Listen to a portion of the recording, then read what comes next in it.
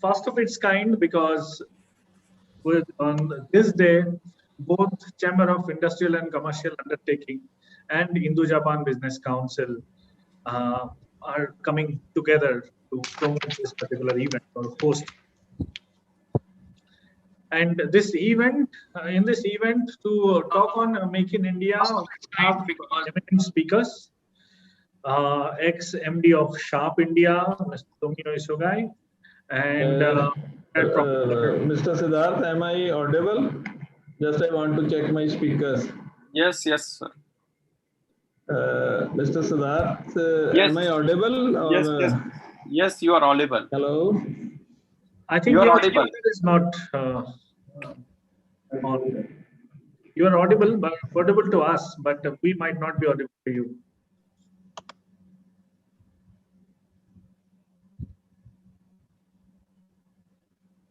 Hello. Hello. So let me go back to our discussion.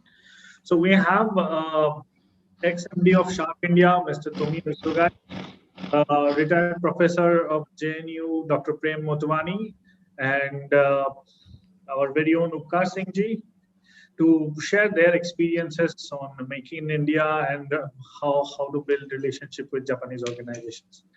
So before we get into this today's the meeting and discussions, I would like to quickly share that we have it's really good for both IJBC and CICU, and it's a wonderful day because today we will be sharing we will be signing an MOU. Both this organization will be signing an MOU so that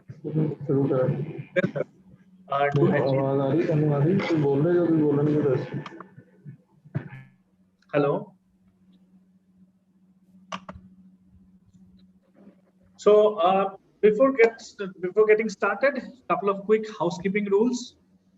We will be requesting that everyone put their microphone on mute. Questions, it's preferable that questions are asked during question answer session. If speaker is allowing, anytime you can ask, but keep questions for questions. It will be good if you ask one question at a time and allow others to ask questions. Speakers and everyone and team will be after this meeting also. Once you finished your asking your question, please put your microphone again on. And also, in case you are unable, you drop from this particular meeting, for Zoom meeting, we have this live going on in YouTube. So you can take the link from YouTube chat. This Zoom chat, there is a link already given. You can use that particular link and hear us live on. Now, quickly taking you through today's agenda. As I already said, it's a wonderful day. It's a nice day for both of us, both CICU and IJBC, as we will be signing an MOU so that we are formally connected to help each other grow, and also growing industrial relationship between India and Japan. Then I'll be quickly taking you through what is IJBC as a very brief introduction to IJBC, followed by introduction to CICU by Mr. Pankaj Sharma. And then we will have Upkar Singh ji sharing his experience of working with Japanese companies, Japanese culture. After that, we will have our main talk by Tomio Isogai-san. He will be talking about challenges in Make in India. And then we have our Motwani sensei to share his thoughts. Last, it will be question answer. Thank you. Now, I would like to request both Upkar Singh ji, President CICU, and Siddharth Deshmukh-san, President Indo Japan Business Council, to sign the document, sign the MOU document. And you can see them signing live in this video.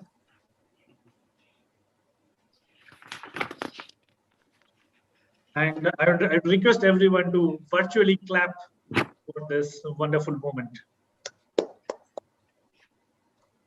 For a moment, if you uncheck your mute, it will be great.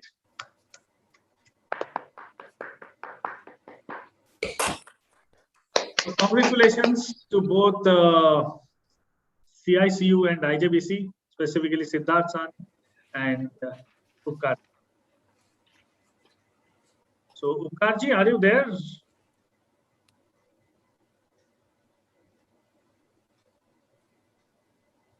He will join in sometime. Oh, okay, fine. Okay, so let me quickly take you through this. IJBC. What is IJBC? Many of you are joining from CICU side. So let me introduce you to Indo Japan Business Council. So we are a bilateral chamber of commerce.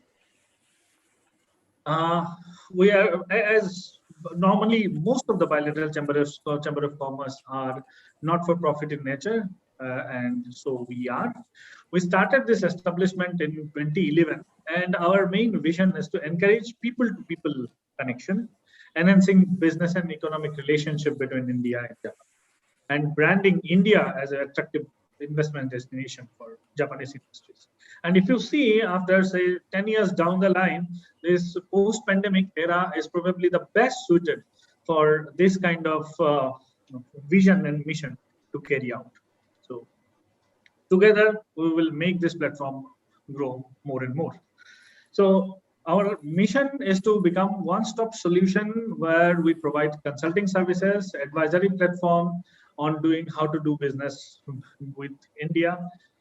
Also to promote the business relationships and creating a platform where all can come together, share their knowledge, share their experience, and find it comfortable networking.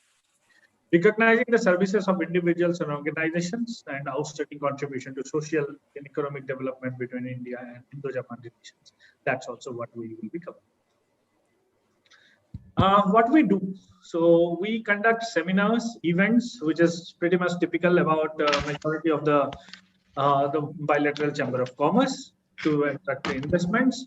We help industry-oriented infrastructure development in India.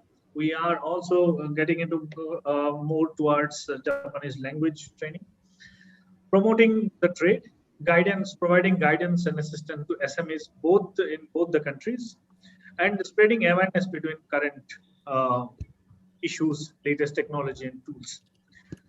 We are also working towards creating lots of multiple databases. This includes, so I'll come back again on the database.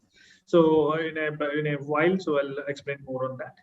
Some of the statistics, we have more than 100 members. But from all parts, they are from all parts of India. They are students, individuals, corporates, patrons, and life members. We have already conducted 40 plus small and big events. We have taken 4 corporate delegations to Japan and 2 student delegations. And we started our flagship event of connecting both the countries and their businesses and culture, which is known as Konnichiwa Pune. We started that in 2018. We are nowadays recognized by almost majority of the government missions, Japanese government missions in India. This includes Consulate General of Mumbai, then Japan External Trade Organization, JETRO, Japan Foundation, Japan National Tourism Organization, Wakayama Prefecture Government, and Yokohama City Government. This is our team, our executive team, and we will probably have more people coming and joining us. So it's led by Mr. Siddharth Deshmukh, who is our president, and you can see him signing the doc. Then myself, I'm currently working as a vice president. Then we have Mr. Atul Bhujbal, who is taking care of all the secretarial function. He is a company secretary by profession. Then we have Mr. Onkar Bari, one of the highly networked individuals who is given the responsibility of director membership. And then we have Mr. Prashant Kivasera, who is taking care of all our treasury matters, and he is a qualified CA himself. Obviously, I mean, though this is not a marketing pitch, but it's really good if we have a lot of if we have members coming up from your forum also. This will add to our mass, and probably together we will be able to do much better than in silos. So a couple of benefits of membership, obviously networking opportunities, business promotions, then some discounts on exhibitions, conferences, seminars, advisory services. We will be able to get our advisory and expert services. Bilingual experts directory, members industry and bilingual experts directory. So this is a part of our database creation that we are working on. We are working on creating one of the largest bilingual experts directory, who will be speaking at least one of the Indian languages and Japanese. So you will be given access to those directories. We're working on creating SME database or other company database also, so which will be given, you will be able to get all those knowledge base and informations in one shot. We provide guidance to students on how to go there, how to navigate their career in Japan. Then we have library services, and we are planning to do more on the library services. Taking student and business delegations. You can be a part of those delegations, cultural exchange, and Japanese language learning. So all these things will come as a benefit if you become a member. As already mentioned, bilingual directory, one of the largest bilingual directory, is one of our big mission for this year. And other than that, we are working more and more on having partnerships with academia, industry associations, and government agencies. And today's seminar or today's webinar is also an evidence towards that. Delegations, we were about to take our third industrial fifth industrial delegation to Japan just last year, May 2020, but because of pandemic that was hampered. We are hoping that by 22-23, when everything will be fine, we will have our study tours and delegations will resume. Then we have expert committees and IGBC chapters and regional offices. Those are what we have part so far. This is more about directory, but I think I'm running out of time, so I'm sorry for that. I think I'm running out of time, so I'll not get more into it. But only one thing, that our flagship event, Konnichiwa Pune, is coming up this year again in November 19 to 21, 2021. And I'll encourage you to visit our website, www.konnichiwa.ijbc.org, to know more about Konnichiwa Pune, and more participation on Konnichiwa Pune is what we expect. So with this, I'll take a pause and I'll request Pankaj Sharma ji to share about CICU. Thank you.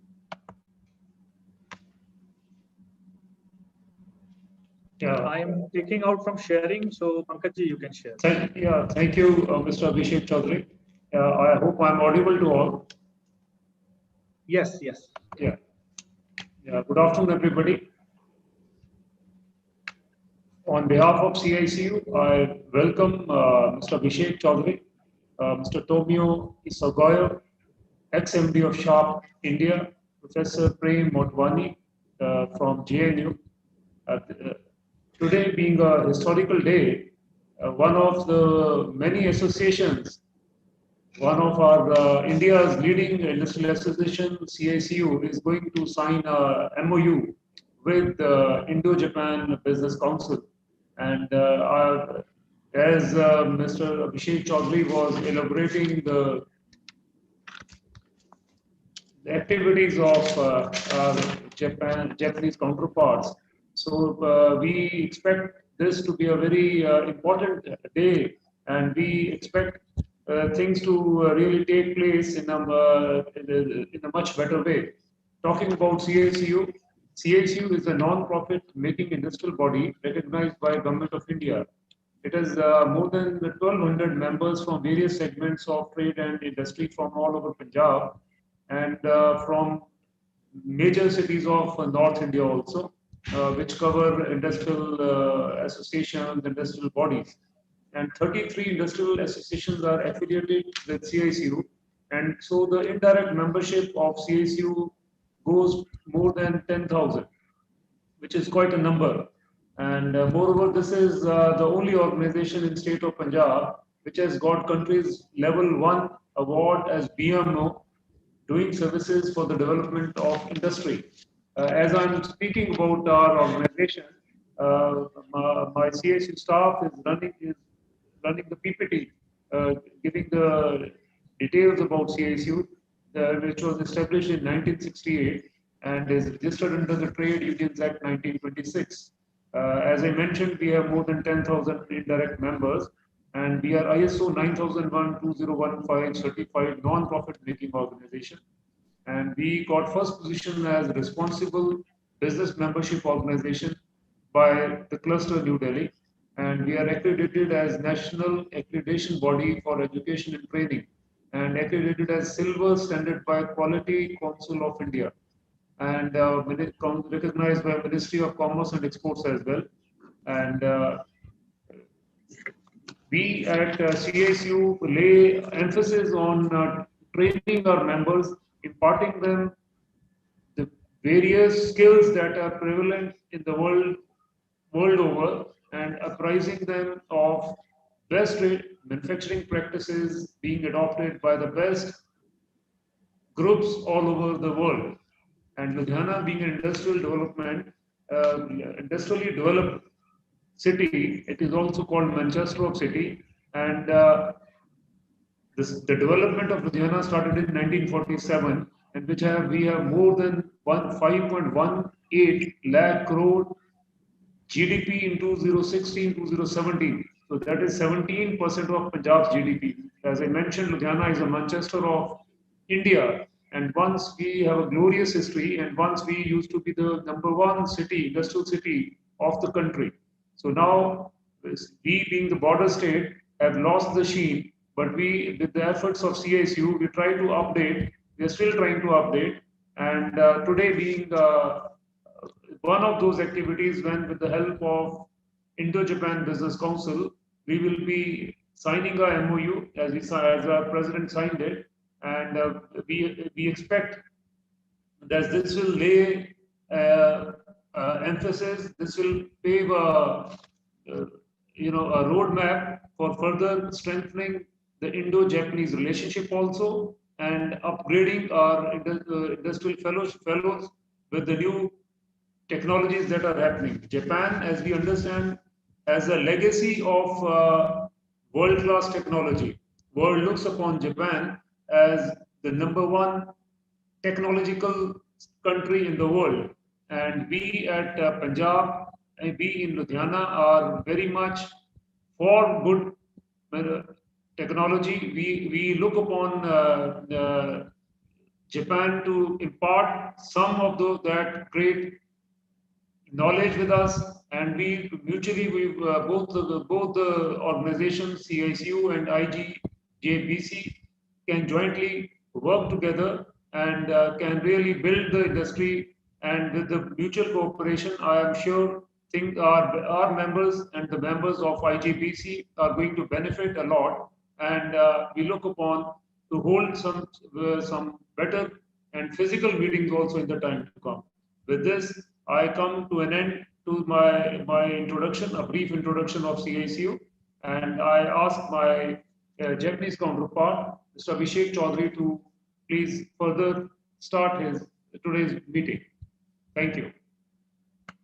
Thank you, Pankajji. It's really nice to know more about CISU. We definitely had some initial interactions, but I think for everyone here who are not from CISU, they will definitely love this. And with this MOU, I think we will be able to fetch more and more Japanese investment in India, including Ludhiana also.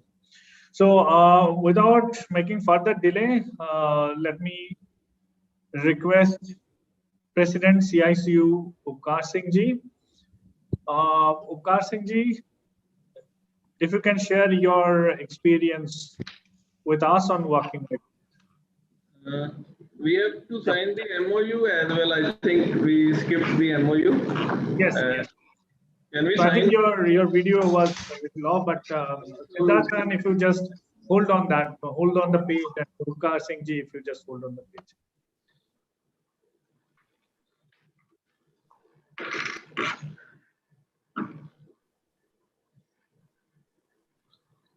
Thank you very much. Thank you very much, Upkar Thank Singh. you. I really look forward to work with you, and this is a wonderful opportunity to coming together and developing our relationship and strengthening this relationship further. Thank you. Thank you, Siddharth. Thank you very much for giving me this opportunity. It is my immense pleasure to be with you on this very important day. And we are thankful to Mr. Abhishek Chaudhary. We are thankful to Mr. Tomio Isogai. We are thankful to Mr. Professor Prem Motwani. And we are thankful to Mr. Siddharth for arranging such a wonderful program. I attended a similar program a few months back and it was amazing. So we decided to repeat this program with our members, and I will share a few of my experience because we are working with the Japanese since long time, and I am not as educated as Mr. Tomai and Professor Prem Motwani, but what I have gathered is from my practical experience, 35 years working with the Japanese company. I like to share with my friends so that they can also learn from it. We started our relations in 1986 when all these Japanese companies like Hero Honda, Maruti ventured into India. So at present, we have two technical assistance agreements, one with Koyo Japan and one with Gunma Seiko Japan. And we are having around 25 Japanese customers and same quantity of suppliers. So today's program is very important, Make in India. And this dream can only come true if we strengthen our manufacturing system. So at present, every day we are learning new things since last 35 years, but sometimes I feel we are at zero because the Indian culture, we are not able to bring the things on the ground. So every day we try to improve, However, we have reached a certain level, but still a lot of improvement are required. I share my experience with my friends that what we have learned. One is make job easier. Normally we make the jobs very tough and difficult and complicated. So smartphone and computer is one of the good example. Smartphone even a 2-year or 3-year kid can operate because it is very simpler. Then is eliminating non-value adding process. This is a good example of a Kirana shop and a e-marketplace like Amazon, Flipkart, D-Mart and many more. So the only success is that we have or the industry has removed the non-value added activities. For example, a Kirana comes in truck from wholesaler, then it is unloaded, then it is repacked, then it is sold. So they have removed everything, at least 20 activities they have removed.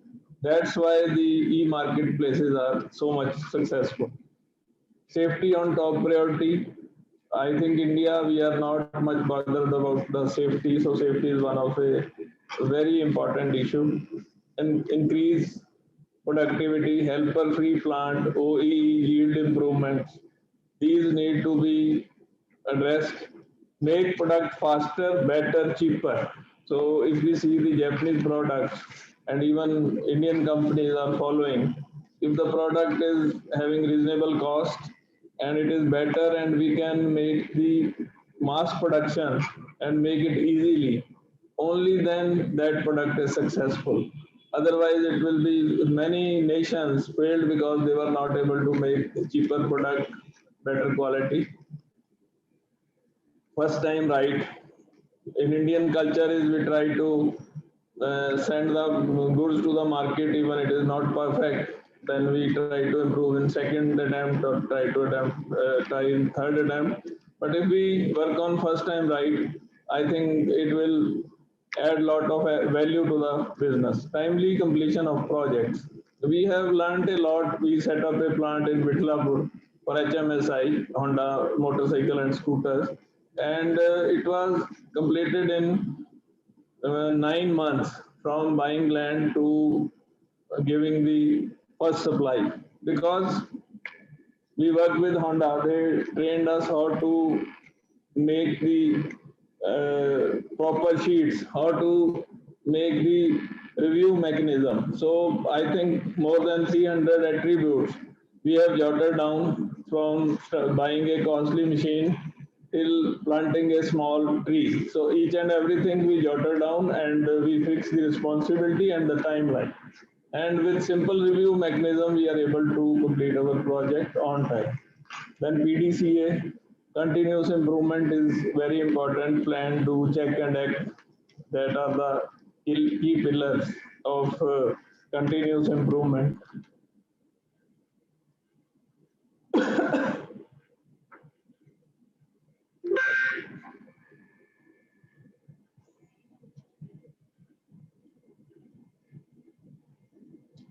I will more focus on the skilling part.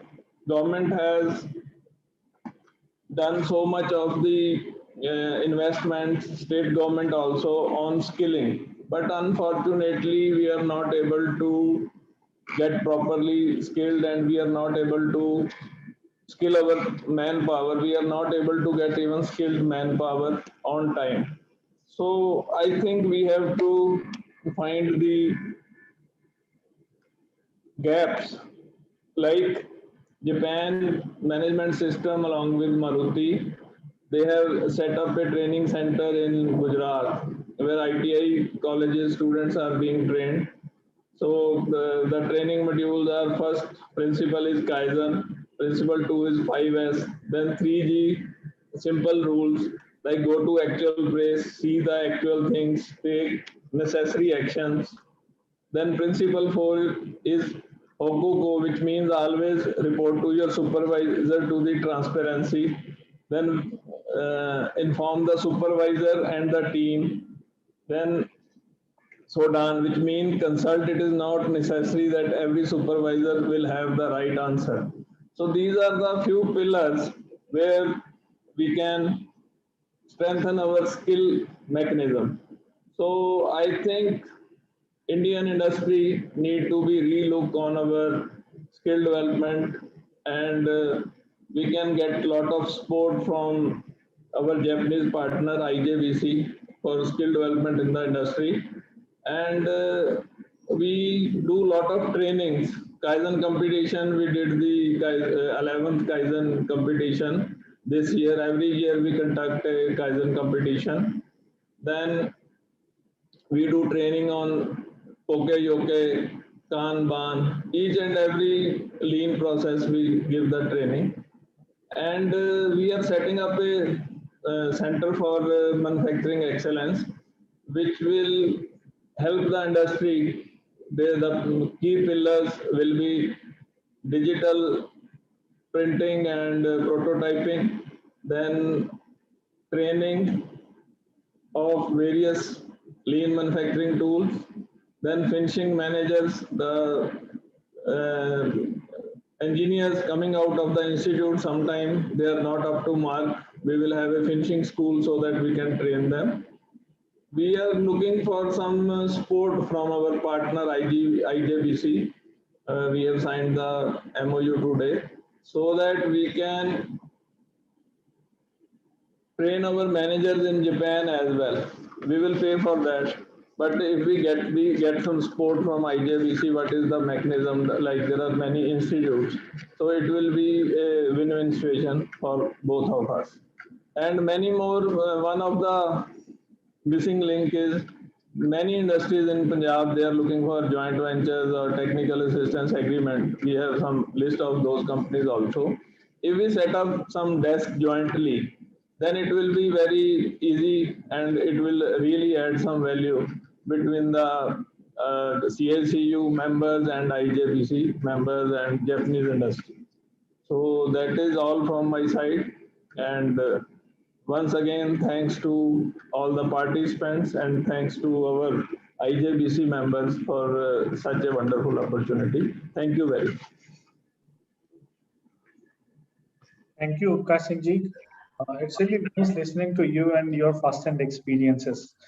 So without making further delay, I think we are definitely on time as per our agenda. But without making further delay, let me introduce you to two of our distinguished speakers for the day. I'll start with Tomio Isogai-san.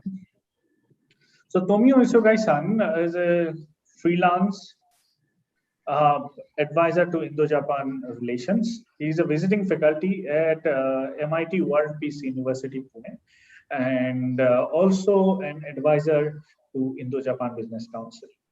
Isogai-san was a former managing director of Sharp India, and he is truly a global Japanese with diversified experiences over 60 countries.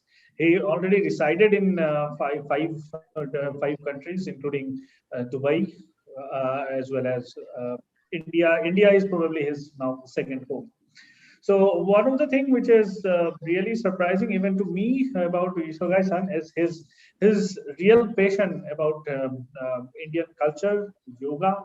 So he is also a member of Ayurveda Society in Japan, Iyengar Yoga Association in Japan, and also he is a member of Japan-India Cultural Exchange Program. He is an avid reader as well as he keeps speaking at various forums and institutes. He has been speaking to multiple IITs as well as different government institutions. He was also a part of Indian skill development mission. So with this, we will. I mean, we are really lucky that we have Isogai-san today to share his thoughts on challenges of Make in India. So before Isogai-san starts, let me quickly introduce our other speaker also, so that once both of them will start speaking, it will be uninterrupted. I will not come back again and speak. So now our other speaker for the day is Professor Prem Motwani. Motwani Sensei is a retired professor from Jawaharlal Nehru University. He was a professor there and he for Center for Japanese, Korean and Northeastern Studies.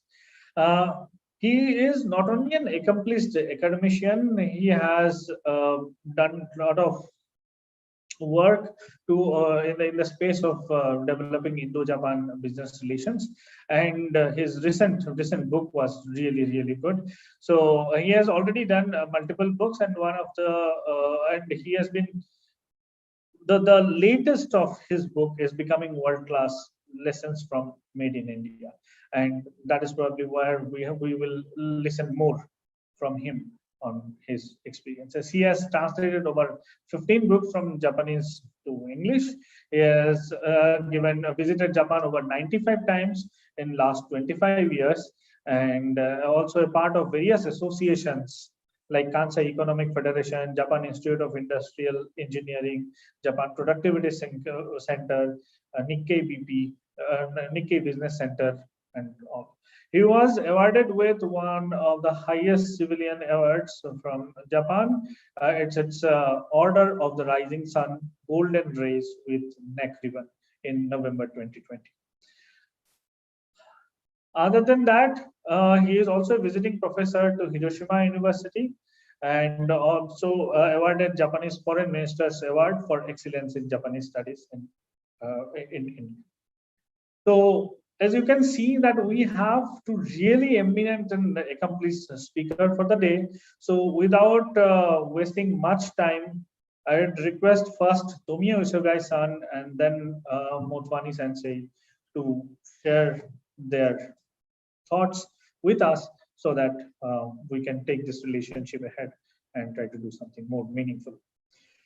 With this, I request Tomio Isogai-san to start his discussion. Thank you. Namaskar. Good afternoon, all. Thank you for this opportunity, Siddharth-san and Abhishek-san, Upkar-san. Thank you so much for this opportunity. Am I audible enough? Yes? Yes, yes. Okay. Okay, let me just share my screen. So I will be talking about Make in India, challenges and opportunities, and particularly the critical importance of Indo-Japanese bonds. And today, I'm talking about why Japan has made in Japan as a great brand.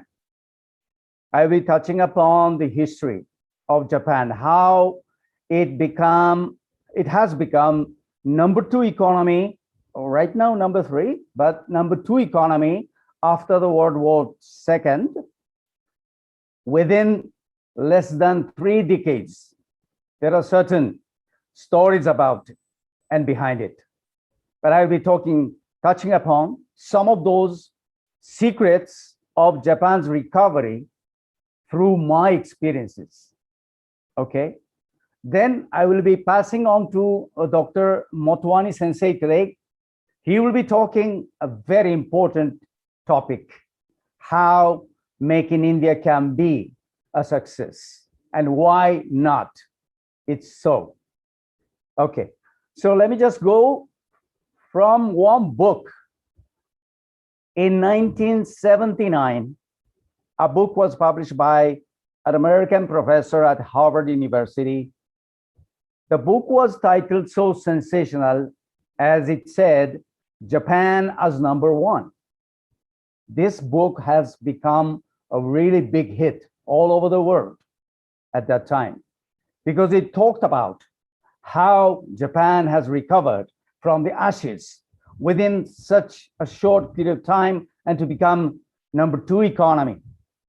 But more importantly, this book has the subtitle. Look at this. Lessons for America. Lessons for America. So it was about the lessons that Americans should learn from Japan. Okay. But the true fact was, of course, as you know, Japan has never been number 1. And in 1968, Japan has made its global position as number 2 in terms of GDP over West Germany at that time and only next to USA. But just remember when it was, 1968. Do you remember the year when the World War II ended? Yes, it was 1945. It was 1945 August. And August 15th was the day that ended the war because of the 2 bombs dropped by the Americans. So the date, 15th of August, is the date when you celebrate your independence, while we Japanese people do not celebrate, but we remember all those people fought for the nation. Hiroshima was totally in ashes on that year. But nowadays, Hiroshima has become a very big, modern, academic, as well as industrial city.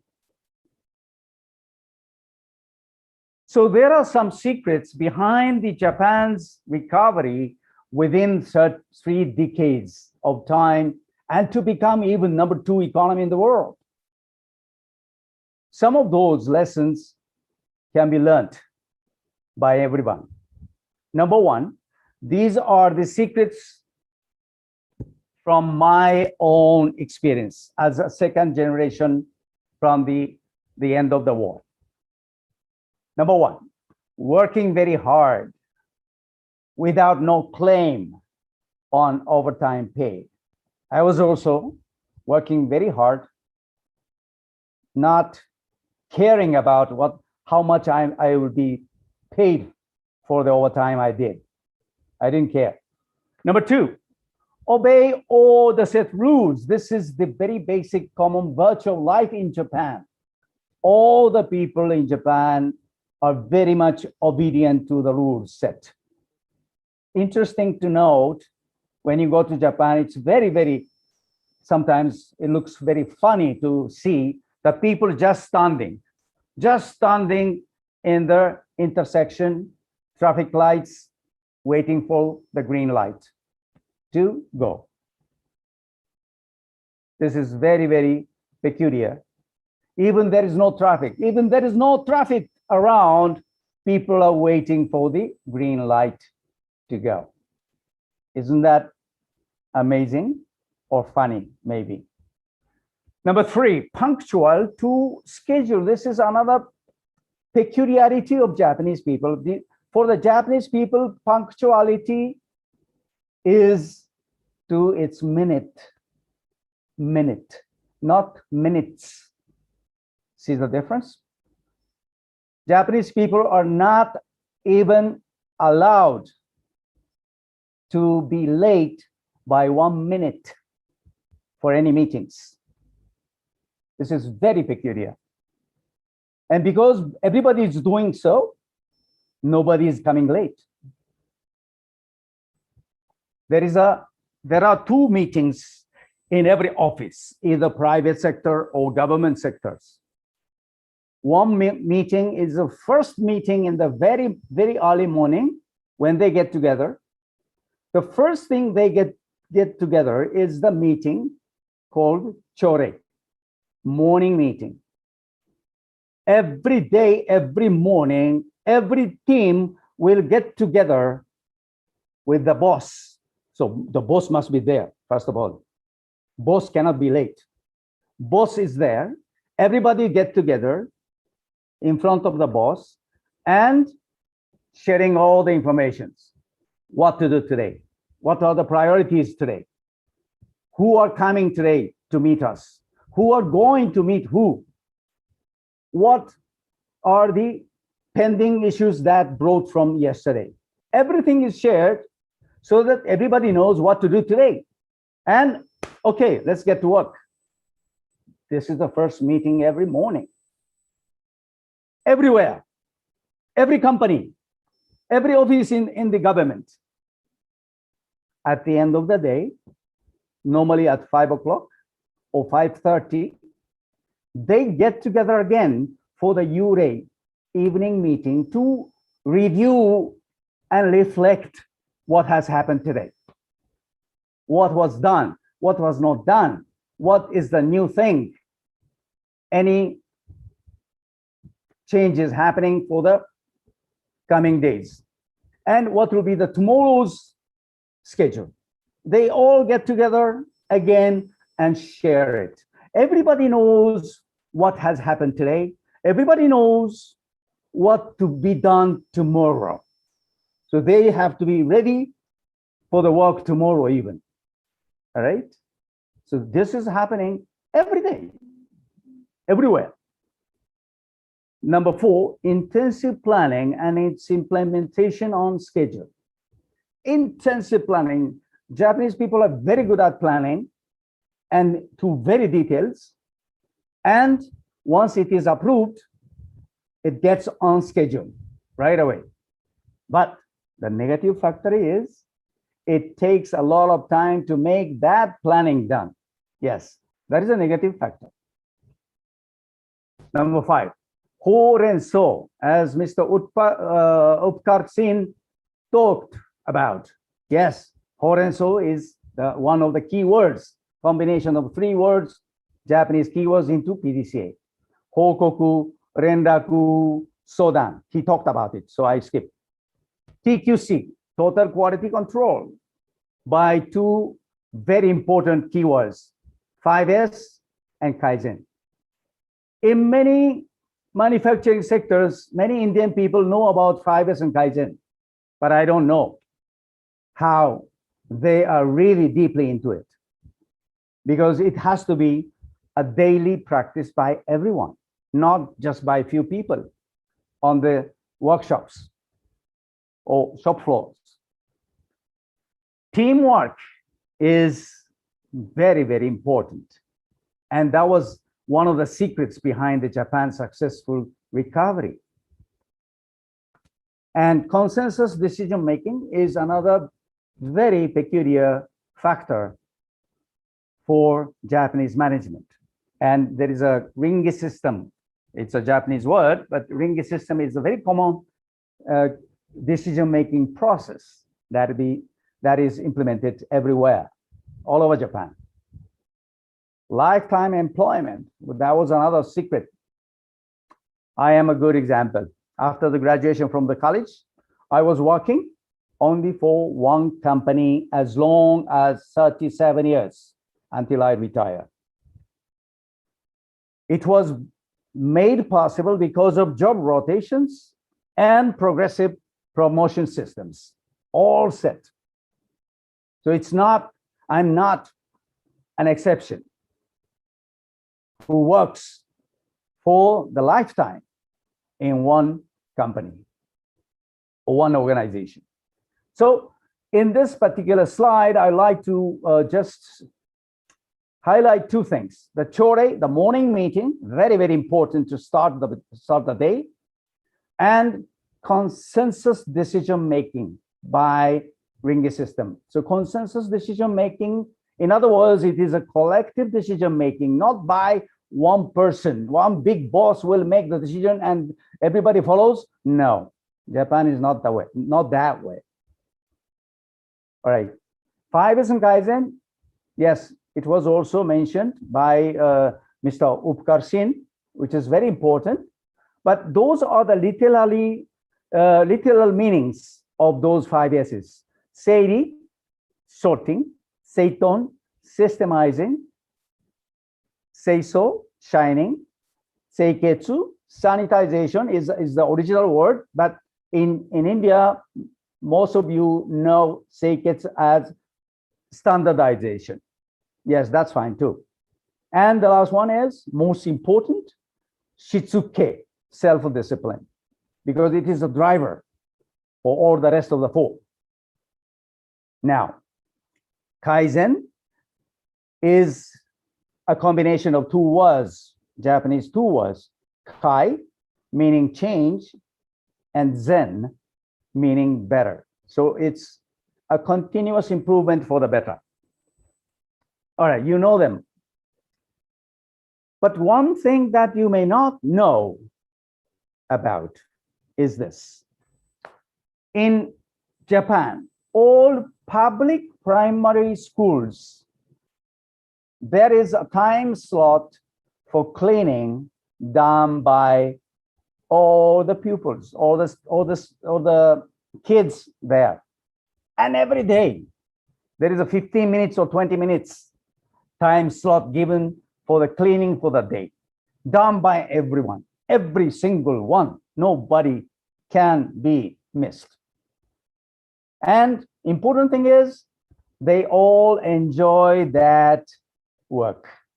And also, they all learn how to work together in a team. So it's a kind of training for teamwork from such a very young age. That was also a secret behind the Japan success. Swachh Bharat is a big task, a big issue, and big challenge in India. Now, Swami Vivekananda, I admire very much. And he once said in 1894, when he was in US, this is a quote from him: Western efficiency and dynamism, combined with Indian spiritual values, will create the best management system in the world. Very well said. Very well said. Now, let's take a look at some of the realities. Here is one. Human Capital Index ranking 2020 by World Bank, announced September 2020. In this capital index, human capital index ranking, Japan was ranked number 3. Those are the top 10s. Singapore, Hong Kong, Japan number 3, South Korea, Canada, Finland, Macau, Sweden, Ireland, and Netherlands. Now, may I ask you, can you guess what was the rank of India from this index? It was 116. India was ranked in this human capital index by World Bank, 116. Who are your neighbors in Asia? Vietnam, 38, China, 45, Brunei, 56, Malaysia, 62, Thailand, 63, Sri Lanka, 72, Indonesia, 96, Philippines, 104, Nepal, 109. And India was behind those neighbors. Next, Ease of Doing Business Ranking 2020 by World Bank. In this index ranking, Japan ranked to 29, not too good. Who are the top 10? New Zealand, Singapore, Hong Kong, Denmark, South Korea, USA, Georgia, UK, Norway, and Sweden. Now, Ease of Doing Business Ranking 2020. Now, where do you think India was ranked? India was ranked 63, not too bad, not too good either. Who are the neighbors? Malaysia 12, Taiwan 15, Thailand 21, China 31. Okay, up until Thailand, those three neighbors, Malaysia, Taiwan, and Thailand, are even better than Japan. Better than Japan. It's a shame for us. And China 31, Brunei 66, Vietnam 70, Indonesia 73, Bhutan 89, Nepal 94, Philippines 95. So India is better than, higher ranked than those below: Brunei, Vietnam, Indonesia, Bhutan, Nepal, and Philippines. So not too bad at all.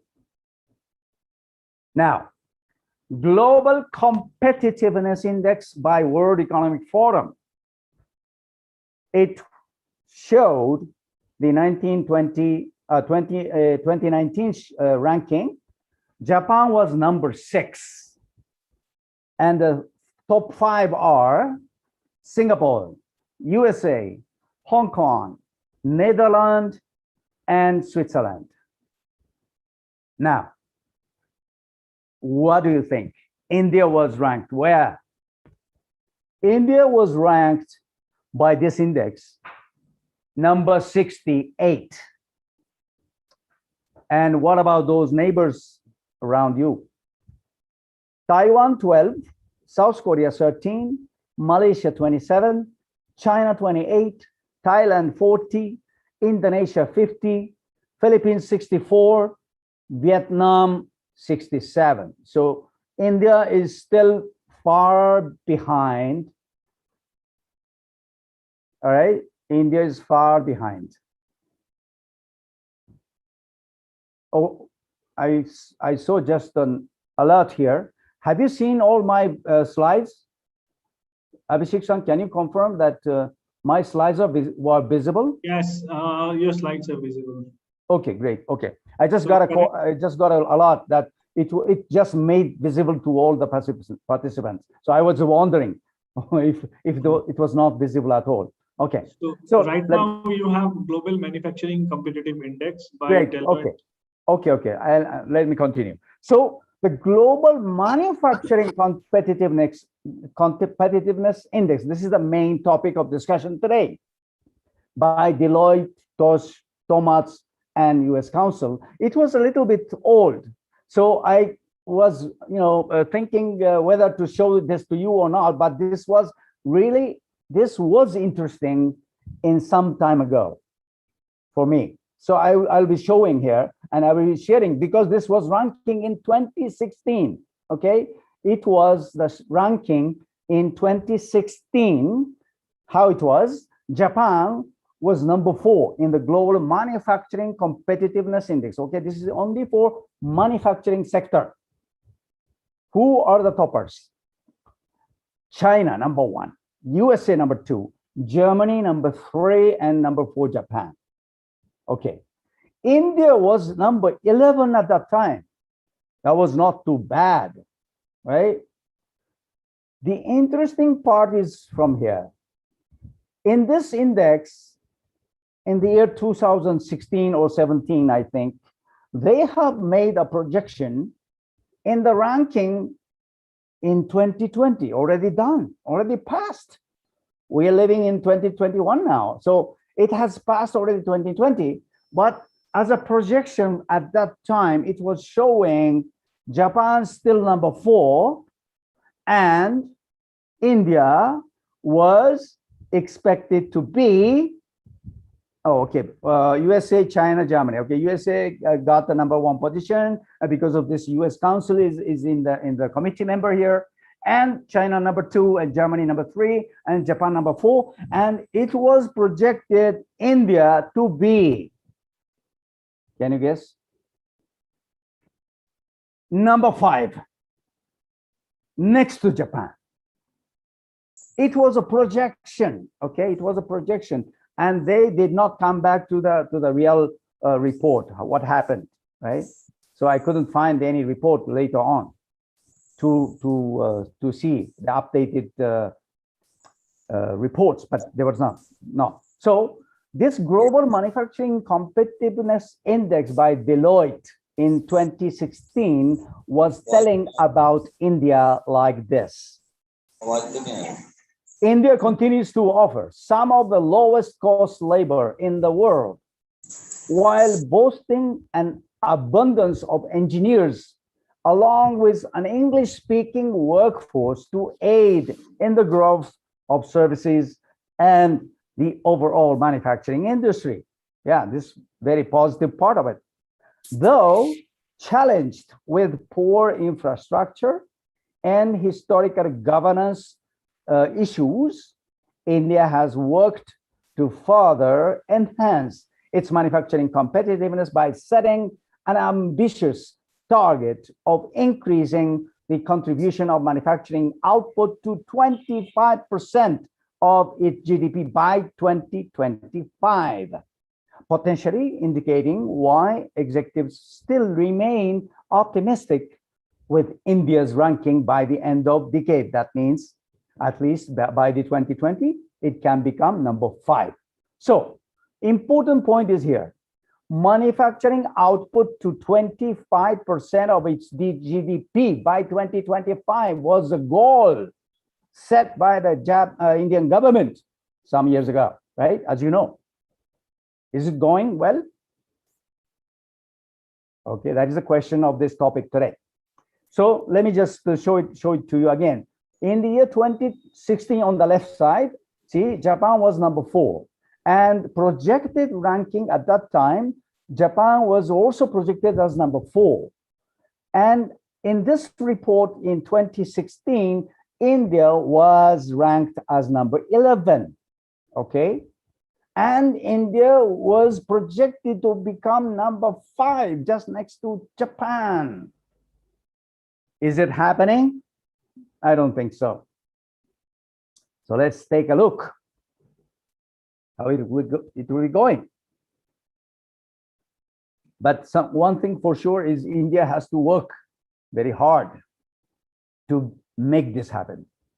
Now, I'll be showing something different. Direct FDI from Japan to Asia 2020. This is very latest numbers, figures. Okay.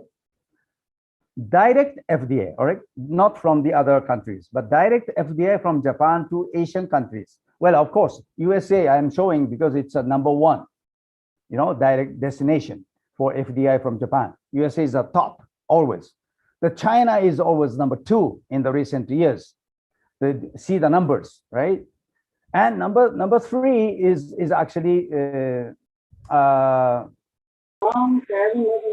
don't know exactly, but those are the lists in the Asian countries that I showed. All right.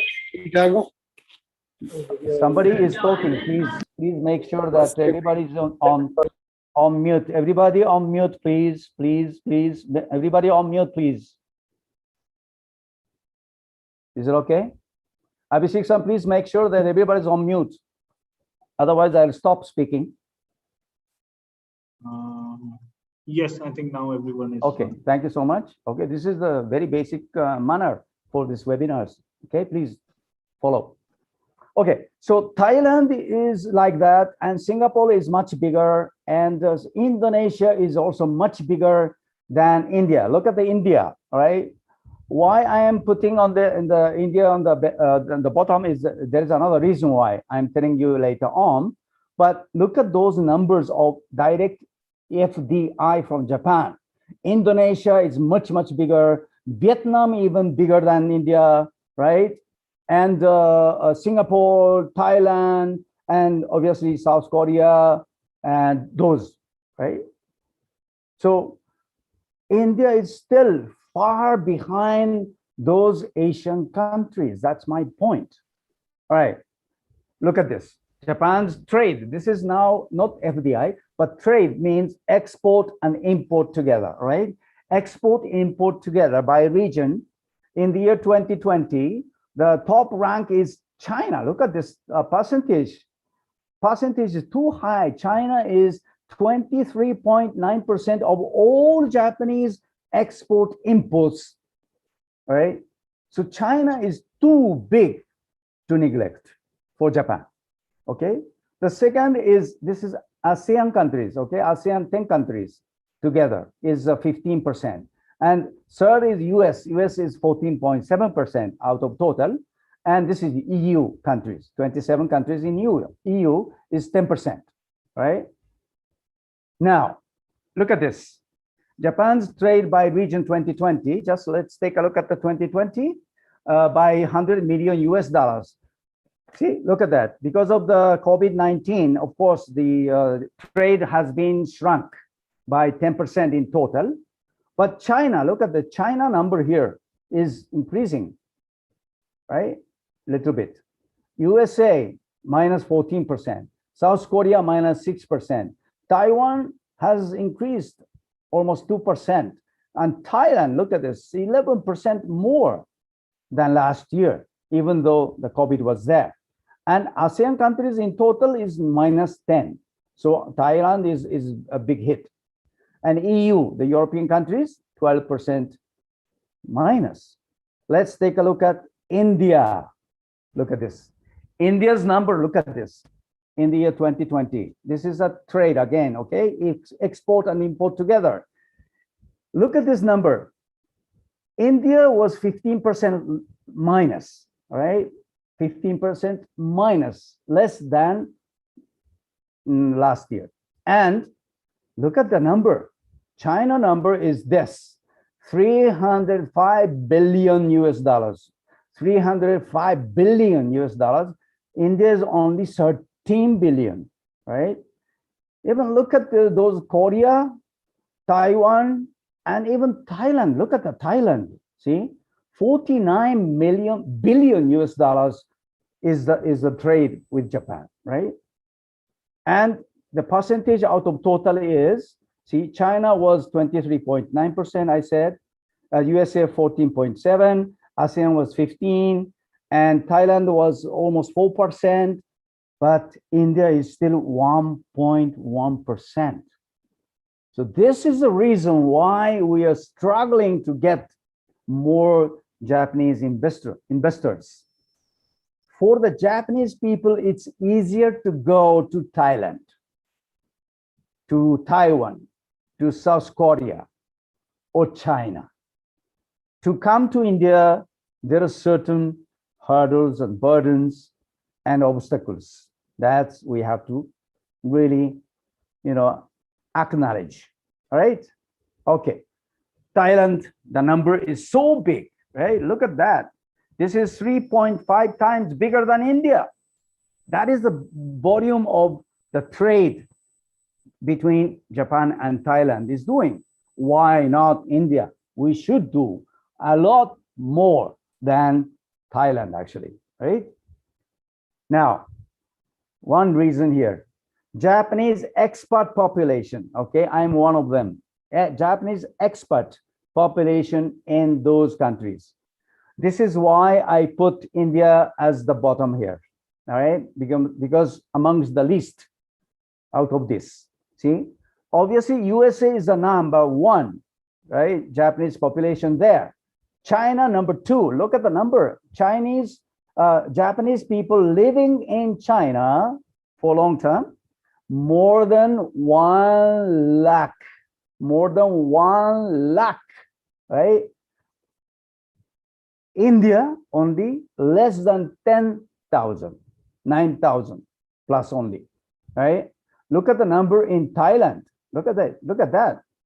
Thailand, only Japanese people working there, living there, 81,000. See the difference. And see the difference in trade. That is what we need to do. That is the potentiality that we can do together. See, look at those. These are the numbers. You know, number three, actually, the population number three is Australia. Number five is Canada. Number six is UK. Number seven, Brazil. And the number eight is Germany. And number nine was South Korea. And number 10, France. And number 11, Singapore, Malaysia, Taiwan, Vietnam. And number 15 is New Zealand. Even New Zealand, there are many more Japanese people living there. And obviously, the numbers I put here in green color shows green card holders. Yes, permanent residents in those countries are very high. That's why New Zealand, 50%, Australia, 60%, right? So Brazil, for example, Brazil, 93% are the permanent green card holders from Japan. That's why so many people are there, not to be just for the expat workers, right? So this is something that I think illustrates very clear that India and Japan should do a lot more work together and to attract from each side to get together, right? That is what we can do, and there is a potential. So my message to you, Japanese teamwork spirit and accountability, combined with the Indian Jugaad concept, will create the best manufacturing system in the world. Yes, I'm not joking about this, because Jugaad concept is something that we miss, we don't have in our minds, but it has some positive side of it, not only negative points. We can take advantage of the positive side of Jugaad to make our products more competitive, right? So we need to work together. If Indians work with Japanese people, we can learn from each other, we can complement each other and make Indo-Japanese collaboration stronger than even China. And I think that is the only way that India can compete against China, working together with us. Let's do work. Now, today we have Dr. Prem Motwani wrote an excellent book, Becoming World Class, Lessons from Made in Japan. It is a great book that I really do recommend, even though it's a very thick book and hard to read them all, but some of the essence that you can learn is here. JMPs, Japanese Management Practices, with focus on TEI. This is something that I think Indian people should learn a lot from Japan. Total employee involvement and people development are the ideal methodologies for India to follow. This is what Dr. Motwani says. What India needs is to develop a mass manufacturing model of its own by evaluating the potential and limitation of JMPs in India and selectively adapting, creatively modifying, and innovatively hybridizing the JMPs as well as the new American lean model. So Dr. Motwani is not saying that India should follow Japan. No, he said India should take the good points, learn something from Japan, made in Japan, and to adopt and create something new and modify and to innovate, even hybridizing that Japanese management system with American lean model to come up with its own original manufacturing method and policy, right? So this book focuses on explaining the gaps in practicing TPM in the Indian setting and using it as a business tool, and is more of a practical guide to the underlying concepts and principles and cultural aspects that are helpful in creating the system to cover every aspect of business activity. So I talked about three wise monkeys so many times because we Japanese people all know about three wise monkeys: hear no evil, speak no evil, see no evil. And I know that all the Indian people know about those three wise monkeys too. But let's be careful.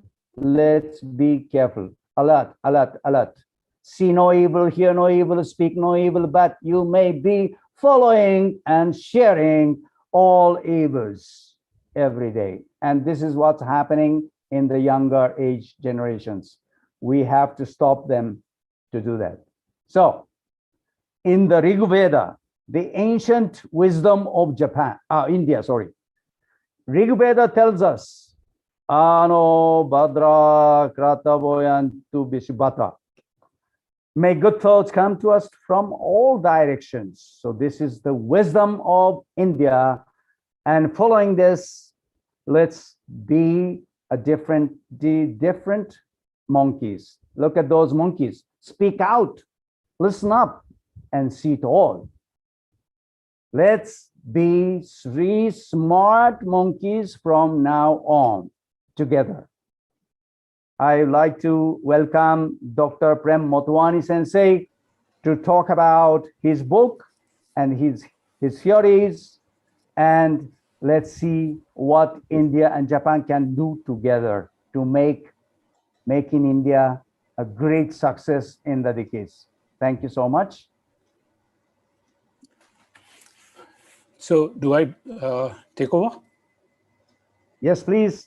Motwani Sensei, welcome. Yeah. Thank you, Mr. Isogai, for your very interesting talk and also introducing my book also. Yes, to begin with, I'm grateful to the organizers for this opportunity today. Before I really start, I have one question to all the participants that I want you to put it in the chat box. How do you rate Indian manufacturing today on a 10-point scale? So if you can, each one of you give the score that out of 10, where do you place Indian manufacturing? And I'll come back to this question later again. Okay, before I start my presentation, I would like to talk about my association with Japanese management. As I was introduced earlier that my entire career was with Jawaharlal Nehru University in New Delhi in the Japanese department, which was my alma mater also. So I belong to the first generation of Japan experts, rather second generation in a way, because my professors, they had studied Japan through English, whereas because there were no Japanese language departments then. And I belong to the first generation of Indians who learned first the language and then went and specialized on Japan. So my, of course, originally I did my eco honors, and then I went to Jawaharlal Nehru University actually to do international economics. But then I was told that, and of course, my first interest was Japan, because Japan was the only country in Asia which has reached the level which Mr. Isogai talked about. So I wanted to study about Japan. And I was told that if you want to specialize on Japan, you must learn the language first, because all primary sources are in Japanese. So that's how I did my graduation all over again. And then, you know, I did my MPhil and PhD from School of International Studies. So it was area study, and I worked on post for Japanese economy, Japanese management and all. So theoretically, I had studied Japan. And then in 80s and 90s, Japanese management practices were introduced in India. Mr. Upkar Singh was talking about that. And in the 90s, when the Indian economy opened up, many Indian companies, they started practicing TPM and TQM. And they were to face the audits by the Japanese experts. So the auditors used to come from Japan. And since I knew some of the professors who came as auditors, they said that, why don't you also get involved, because of the language gap. So serve as a bridge between the two. Now, it was a golden opportunity for me, because in these audits, no outsiders are allowed. So I could get this really rich experience. And I've been involved in all the TQM audits, almost all. I would say out of 50 odd companies that have got TQM award, TQM award, Deming award. I've been involved in maybe 40 plus. So, and the rest which I could not really be there were because the schedule was clashing. And TPM audits, about, I'll be talking later, more than nearly 450 companies have got certification.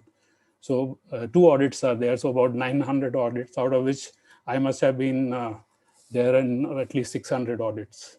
So I have a very rich experience of seeing the Indian industry. So, I mean, typically we have a problem that, you know, say professors or academics, they know things theoretically, but they don't have hands-on experience. So in my case, I had a very good opportunity to work with the industry. So last more than 20 years, I have worked with many companies, and in last decade or so, I also guide companies when they are in their audit mode. So because I was with JNU till recently, so I could only go as a kind of doing some you know, sensitization program or some kind of you know, doing a mock audit for them. So all that I have tried to, you know, capture in my book. That all these years I always felt that there is a big gap between how Japan is doing that and how India, it is being practiced in India.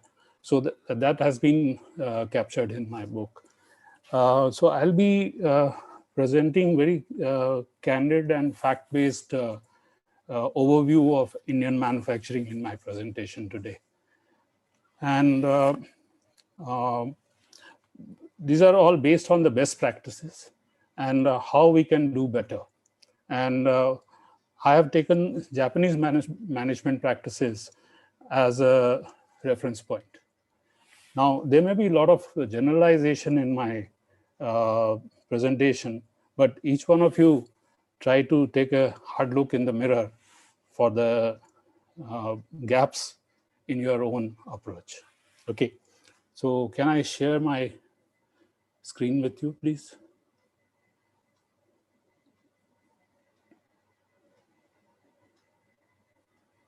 Are you able to see? No, not yet. Not yet? No.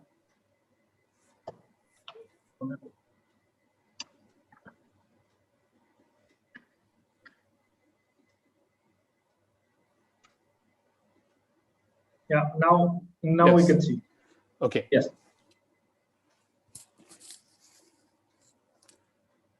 Okay, now you see, let us see the current status of Make in India.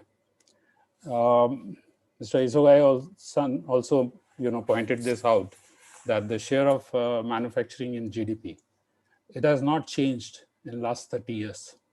So 1991, we were at 15%, and even today we are just about there.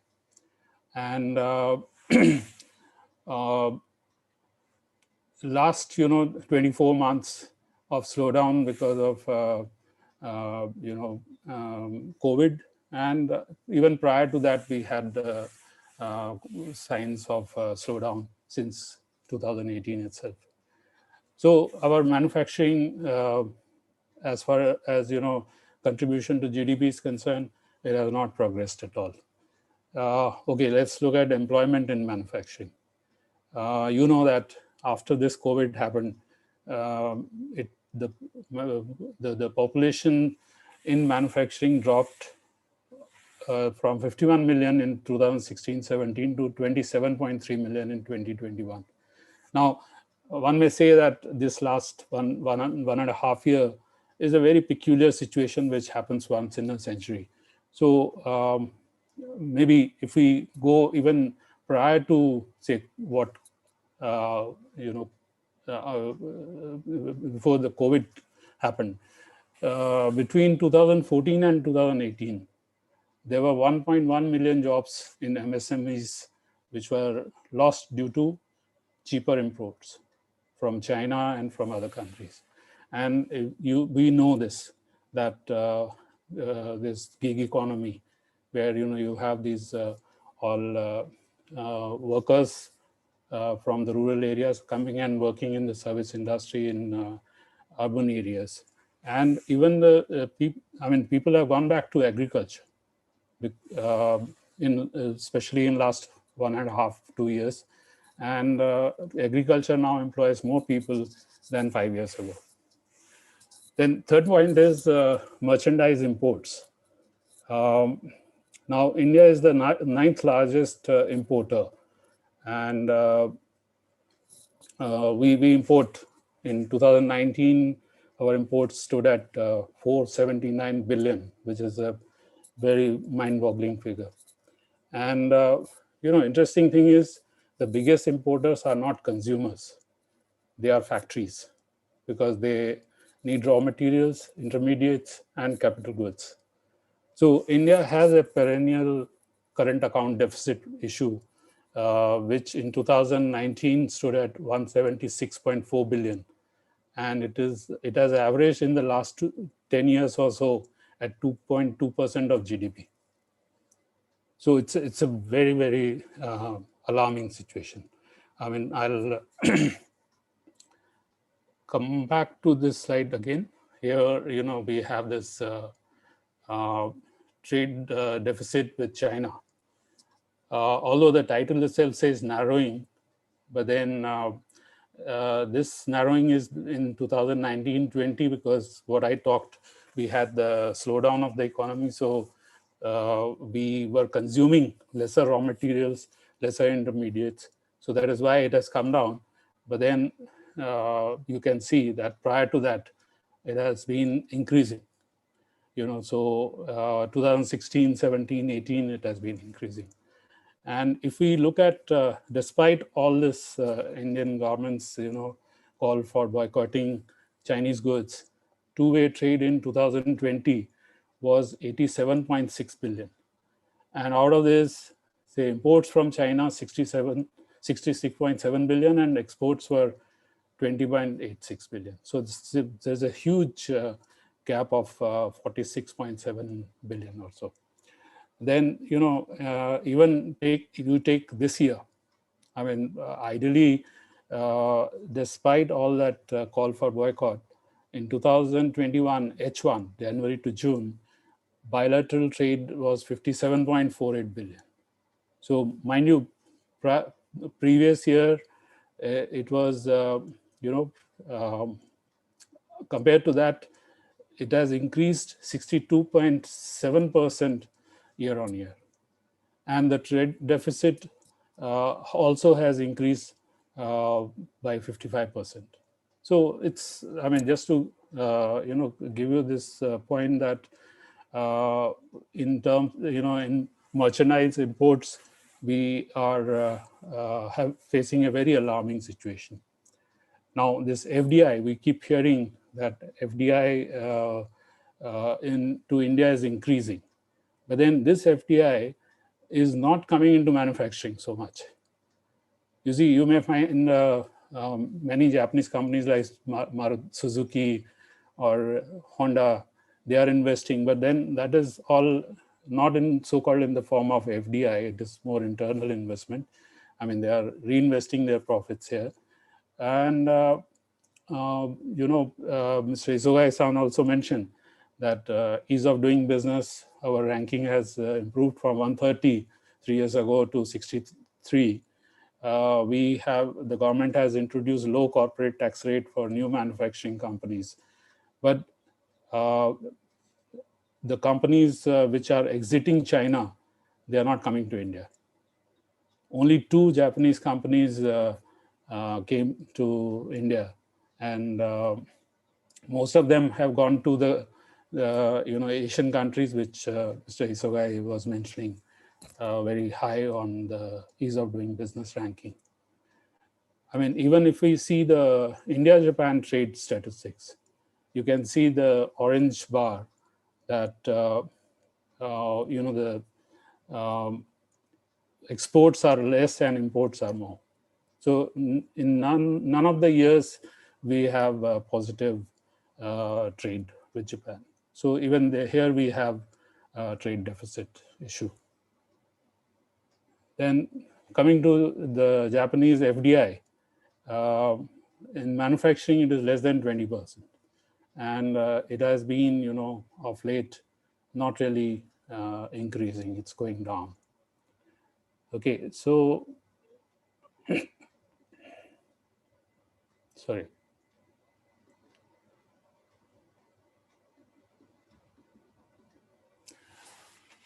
Then, another point which is very important is that you all must be knowing that India, after 6 years of negotiations, decided not to join the RCEP, that's the Regional Comprehensive Economic Partnership Agreement.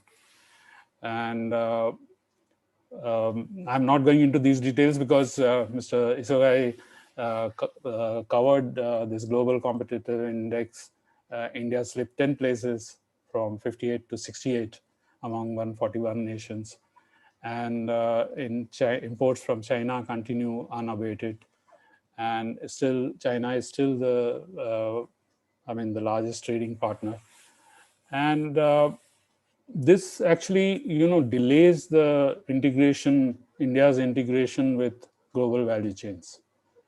I'll be talking about this problem later in a little more details, that why this is important. Then skill gap. Mr. Karsing himself mentioned that we are not getting the skilled people. Now we have the figures under Make in India. We had the original, or even Mr. Modi's, target was to skill 400 million youth by 2022. And under various schemes that we have trained about so-called 17 million people, but out of them only 18% have got jobs. And most of the time the industry says that the people that we are training, they are not employable, the youth are not employable. So India ranks 107th in skills. So I would say that India has had this demographic dividend in 1980s and even now, but then it has been wasted actually. So So there is a big skill gap there.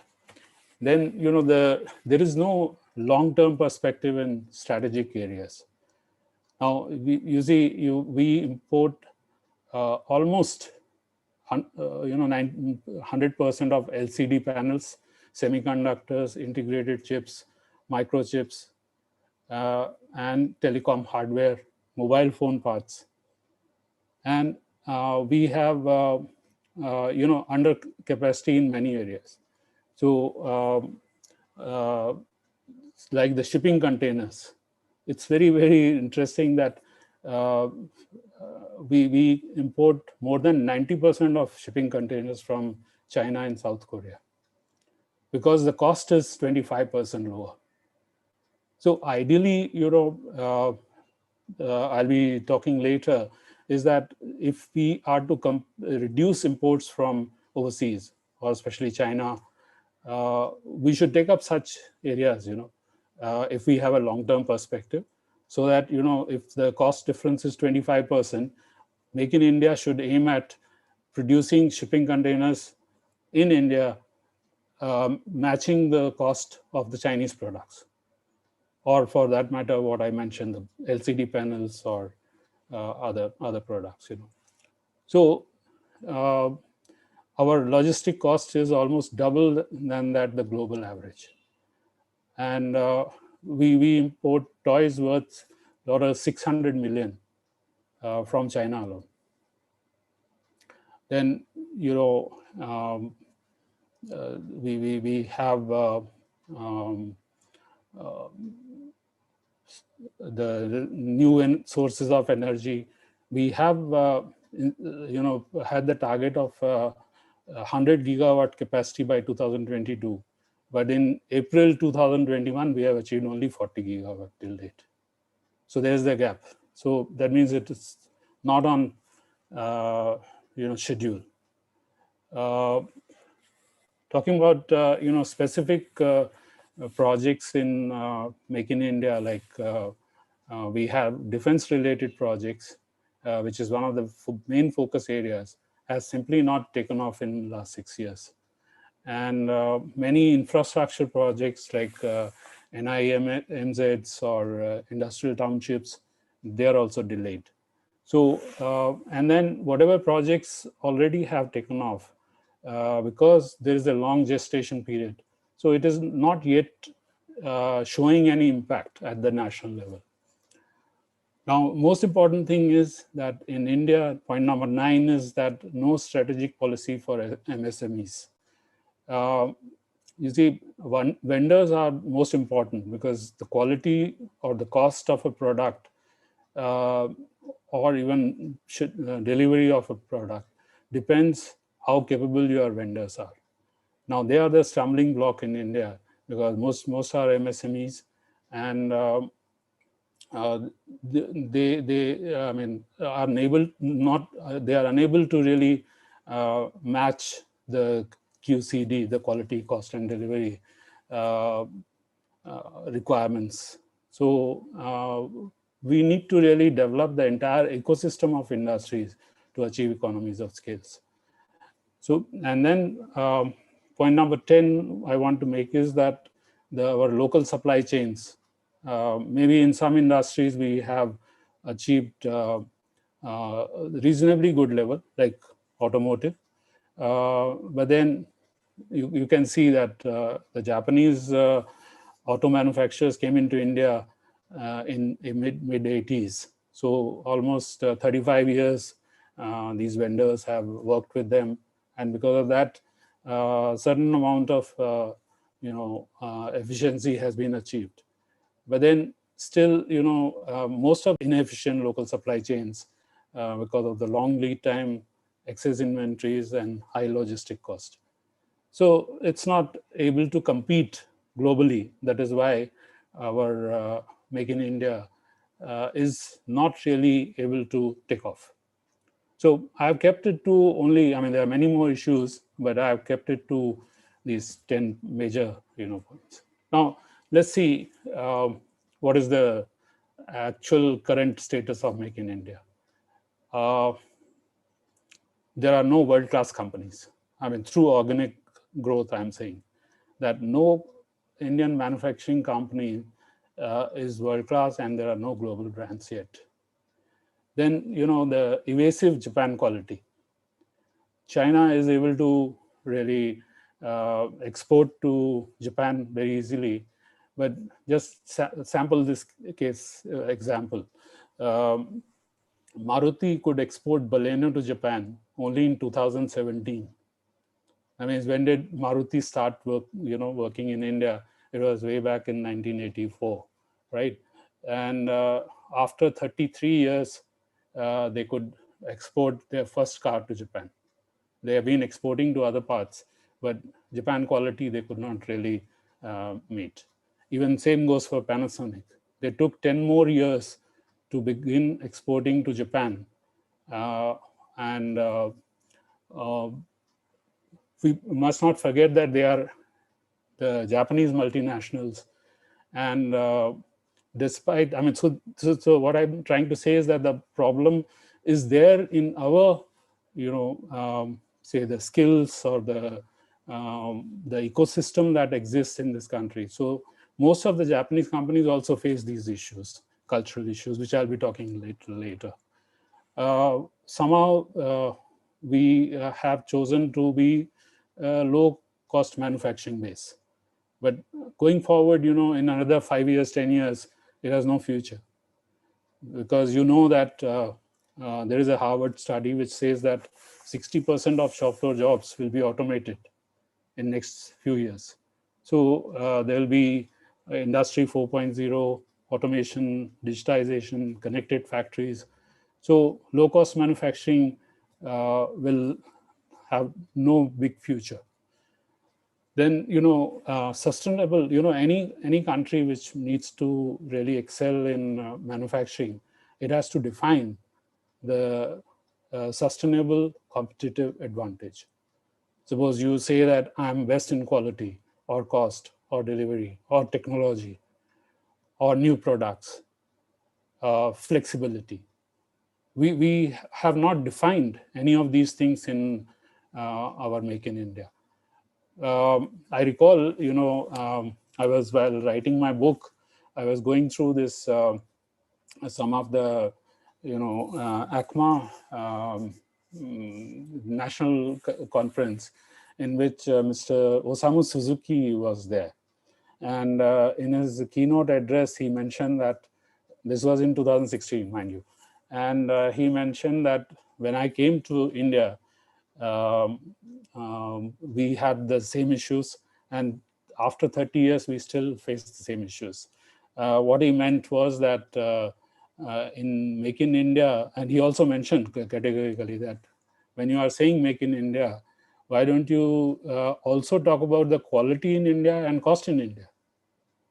So, I mean, what I mean to say is that it has to be clearly, the national competitive advantage has to be defined.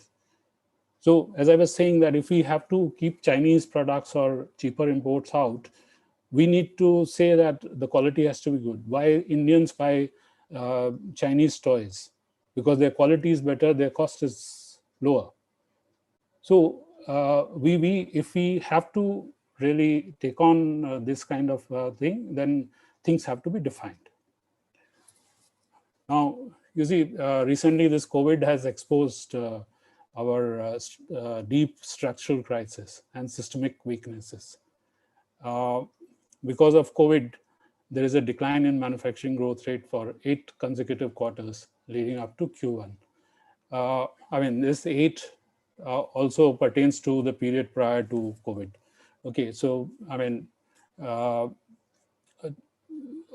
talking about the job losses in manufacturing, which I already mentioned that more than 2.7 crore people have lost their jobs. It is because of the contract workers, because large number of contract workers are there. There are companies where you find 80 to 90% workers who are contract workers. So with contract workers, you cannot really think of improving the quality, or cannot involve them in what Mr. Isogai mentioned, total employee involvement, asking them to do kaizen or do cost reduction. Okay, and typical example is this oxygen, erratic oxygen supplies and so many lives lost in because there were logistic constraints. Now, you see, one is there are best practices, and they are in the public domain. Everybody knows. Say the best practice universally is that all big hospitals should have in-house oxygen generation plant. But in India, till this COVID happened, hardly any hospital had adopted this best practice. So what they used to do is that if they maintain inventory of cylinders, and in case of short supply, they borrow cylinders from nearby hospitals. So they have an kind of verbal agreement kind of a thing, and they borrow, or if the other hospital has a shortage, then they give also. So this give and take continues, which Mr. Isogai was saying is the so-called jugaad in India. But how heavy price we paid for this jugaad is obvious from this. So we do not really look for permanent solutions to this. And interesting thing is that we last year, when this was during the first wave of COVID, it was found that the oxygen plants should be in-house. The government allocated funds to government hospitals to set up those. But when the first wave ended, and those oxygen plants which had not yet been started, they were put on the back burner, and the second wave happened. So I don't want to go into those details. I think all of you know. So basically here, this risk management versus crisis management approach. There's a very simple approach. In Japan, you always do, risk management, that eliminate all potential risks one by one, whereas crisis management is situation-based management. And how dangerous it could be was proved during the recent COVID crisis. Then, we have this lack of monitoring, coordination, communication, and cooperation, which got thoroughly exposed. And the same thing applies to, on a larger scale, if you see, it applies to Make in India also. So, and then, another example is the vaccine story. India was projected as the world's vaccine factory. And where we are, we still take 4 months for regulatory approvals, manufacturing and supply of a vaccine from the start. So ultimately, the simple lesson, which I'll be talking later, is that you learn a lesson from your past experience, and then do the improvement. Whereas we did not learn anything from the first wave, and we had such a horrible second wave. By the way, I was myself one of the victims. I somehow survived, although my vocal cord is still affected. I lose my breath even after 2.5 months coming out of the hospital. So you see, basically it calls for a big change in the work culture. So lack of discipline, firefighting, or whack-a-mole approach, human errors, if we really do not learn a lesson from yesterday, we cannot really, do better tomorrow. So we have a lot of, cultural issues at the national level. Most important thing is we don't acknowledge problems, and no one admits his fault and brazenly claims that he's right. Now, if we don't really acknowledge a problem, we cannot improve. And as I said, we wait for crisis to happen. So, I mean, typically, speaking, say, COVID does not, COVID, based on this COVID experience, Indian government woke up that, we should reduce imports from China. Of course, it was also, the border issue was also related to it. But then, we should have realized much before that this, trade imbalance is bound to really impact our domestic industry. And say another example I can give is that recently this free ration was given to 800 million people. 80 crore people are dependent on free ration, which is 60% of our population. That itself should, force the stakeholders to really sit and think that, there's something wrong. So we need to do something to provide more stable, employment to our people.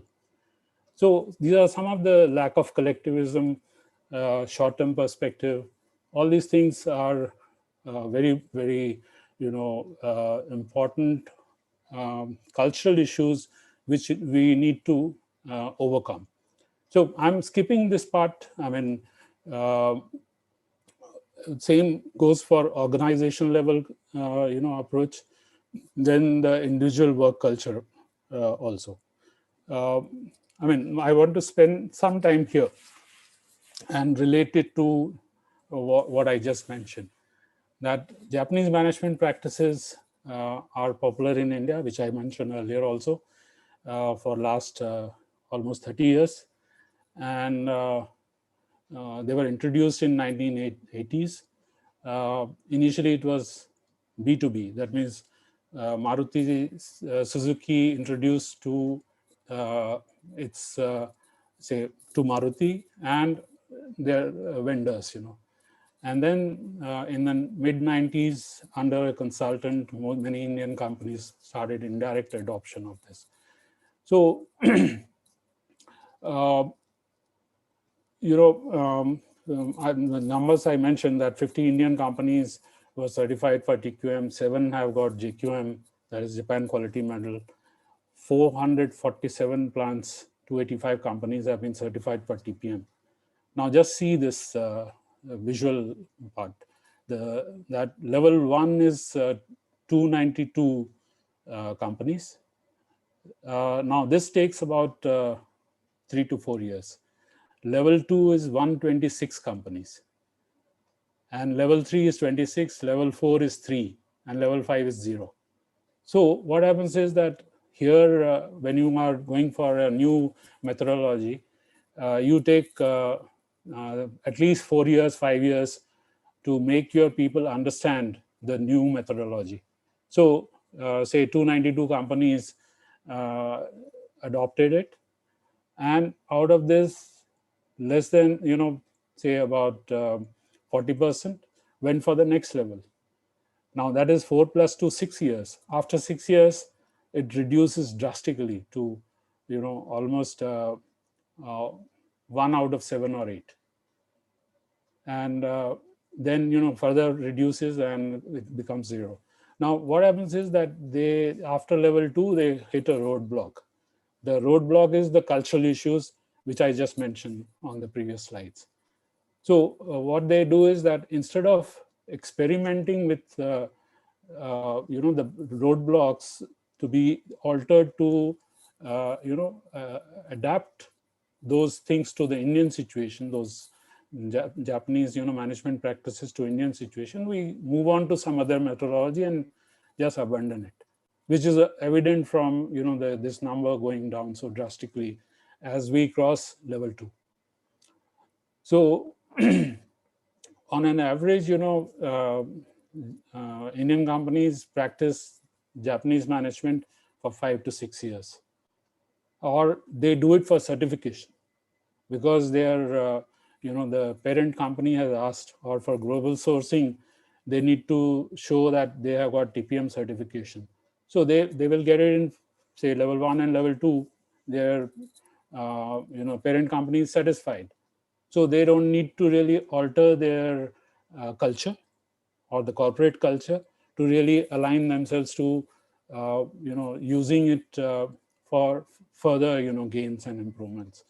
So that is why what happens is that most of the time, after 6, 7 years, you find that the company has moved on to some other methodology. So that is the biggest stumbling block. Now, coming back to the main theme that we have this Atmanirbhar Bharat. Now, what we need to do, we need to really identify manufacturing value chains with the best global prospects. Now, this is not something which, say, the industry, any particular industry can do. This has to be done at the government level. Or industry associations can work with the government to identify those manufacturing value chains which have best global prospects, and then scale up in sunrise sectors.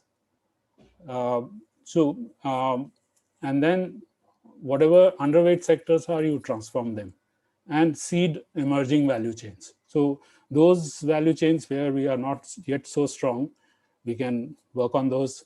Which are underweight sectors, we can work by transforming them, utilizing the best practices available, and scale up the sunrise sectors and use the Indian advantage, whatever we have.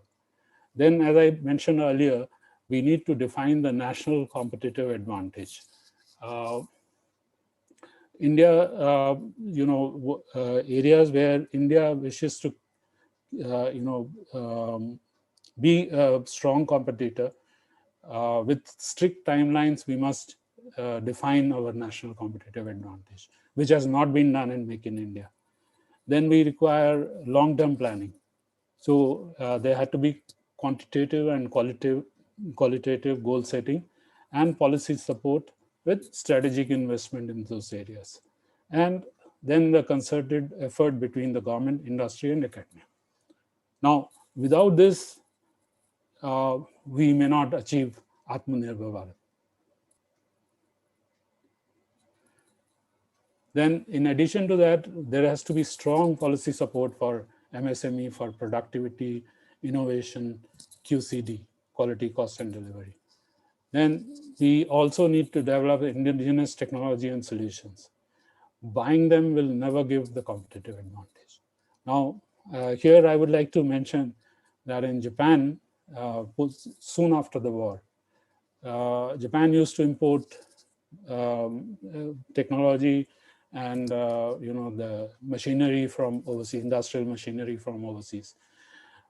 Government allowed them to import, but there was a condition that first time you import, second time they will not allow. You have to develop the machine in Japan itself. Now, just see that in, say, 2 decades or so, most of the Japanese companies, large companies, they produce 50% of their machinery, industrial machinery in-house. And balance 50%, they do jointly with the vendors. And tell me how many Indian companies are really working along these lines. So there has to be some initiative with respect to the specific weak areas, which I talked about on the previous slide. Then, the most important thing is tweaking the HRM practices. Now, we have HR department, we have IR department, and they work parallelly. There is no meeting point between them. I think I'm talking to the industry professionals, so you know better what the situation is. The total employee involvement. Mr. Isogai mentioned about that. I also mentioned that if you expect a contract worker who is thoroughly underpaid to do, voluntary activities as a team member to do improvements and reduce cost and improve quality, I think we are really asking too much of him. And then, growth opportunities for blue collar, not there. Most important thing, industrial training. We always, rely on, say, public education. So what we do is we always have, say, trained manpower, from outside, and we hardly have any training programs for them, ongoing training programs for them. Whereas in Japan, you know that there is a lifelong training. What they do is that the industry associations run certain courses which are which are being run, say, since early 1950s, and they do theoretical training for 1 week. I mean, there's a course where you have theoretical training for 1 week and 3 weeks of practical application of what you learned when you go back to your industry. And then next month, when you come back for next session of theoretical training, you also discuss with your trainers what practical difficulties you faced. So this goes on for 6 months, and this course is so popular that it is being run since 1950, and it is always pre-booked or sold out every year, and thousands of people are trained under this course. So what I mean to say is that these weaknesses are known to us. We need to acknowledge the problem. We need to really understand that these are the areas, okay, where India is not doing well, or we have certain cultural issues, or certain ecosystem issues, certain structural issues. So if we acknowledge the problem, we will overcome them. But if we keep denying the problem, we'll never improve. So there has to be a national level debate for resurrecting manufacturing. And according to me, and that is what I have covered in my book, is that Made in Japan is a very good reference point for India to follow. Mr. Isogai-san can elaborate further on that later, maybe, that Japan also had same problem, the strikes, the labor management, issues after the war in early 50s. And they brought about these, some of the, changes in HR practices, whereby they said that an industry must guarantee job to the people. So it is lifelong training. They give them opportunity to, rotate through, various functions. And then, you can see the seniors, your bosses, they observe you that, okay, you are good at this particular function. So you can be, trained to really work there. So, I mean, a lot of good, these HRM practices were there. And even for, as far as salary was concerned, that basic minimum salary was guaranteed to everyone. And in return, government provided support to industry in terms of, say, capital funding and policy support. So we know it's not rocket science. What we know is that unless all the stakeholders come together and work together, manufacturing cannot succeed. So that is the reason that we have really failed to take manufacturing off the block. So what is the way forward? India has a great potential, but it is yet to realize its promise. So like Make in India can be successful if India has the ability to produce everything at home, which is competitive in QCD vis-a-vis peer countries. Peer countries are China, Korea, or many neighboring countries. We need policy intervention to support the growth of India's manufacturing value chains, end-to-end domestically and globally. We need to work on productivity, both labor and capital productivity. We need to better our infrastructure and logistics. We need to have integrated QCD approach. What is integrated QCD is that quality is not the responsibility only of a quality department. It's a joint responsibility of everyone. Cost is also not the responsibility of only a certain executives. It is a joint responsibility of each and every employee of the company. So this is helpful in meeting goals with respect to, say, consistent quality, competitive cost, and on-time delivery faster with less effort. And then, securing know-how and technology through alliances. So to do so, companies need to achieve economies of scale, meet international quality standards, comply with foreign regulations. Only then we can make for India and make for the world. Now, some common sense based Japanese concepts. In Japan, they say monozukuri wa hitozukuri, which means manufacturing is all about developing people. Are we doing it? I would say no. At all levels, we are not doing it. You see, if we want even say middle management, we do headhunting. We get it from elsewhere. So there is how much of human capital formation is there? I mean, you know better. Japan says long-term perspective, short-term actions. So you have a long-term goal. So in case of Make in India or Atmanirbhar Bharat, suppose we say Atmanirbhar Bharat, then what China is providing at X cost and X quality, we must have that goal and do short-term actions to achieve that in a certain, duration of time. Then, part 2, total optimization. That means gradually you go on expanding the scope of your activities so that you achieve total optimization. It's not that, we achieve something in part and then forget about it, that be satisfied with it. Then, preventive thinking. Now, preventive thinking is that, I mean, this is something very, so basic, which I think as a common sense, we all know that in India, I've seen in last 25 years, when we go for audits,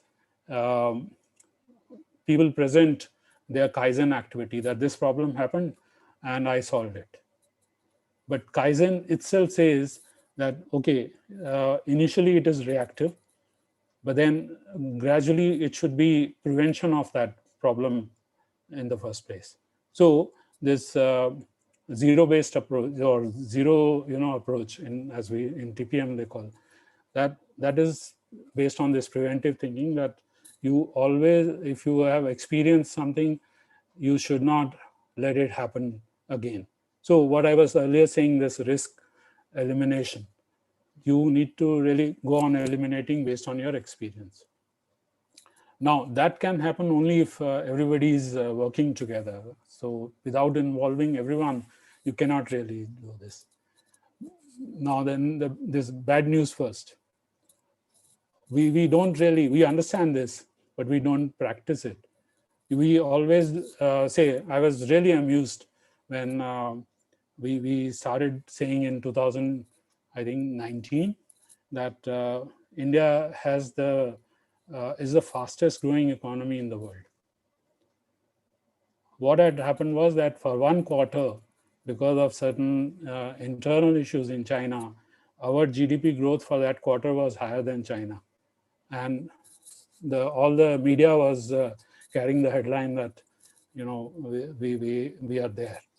So rather we should, when I say bad news first, that 800 million people requiring, free ration in 2021 is a bad news enough for us to wake up. That we owe it to our people that they should have at least stable employment. Then, you have model area approach, which is you start with, one, say, line, maybe one machine, then you have one line, then you have the entire shop, then you have the entire factory. So it becomes a model area. So gradually you go on expanding. And then if you expand it to, say, from factory, you take it to, say, the entire operations or the head office, that is the world class. And for that, senior management has to move the goalpost all the time. That, because you see, if you leave it to the concerned person, nobody would really do improvement on his own.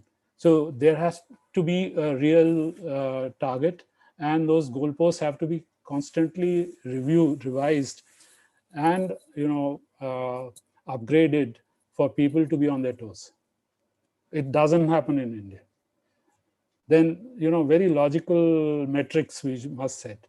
Say, if we, although I mentioned this, many companies in their audits show scheduled adherence 100% for the last 10 years.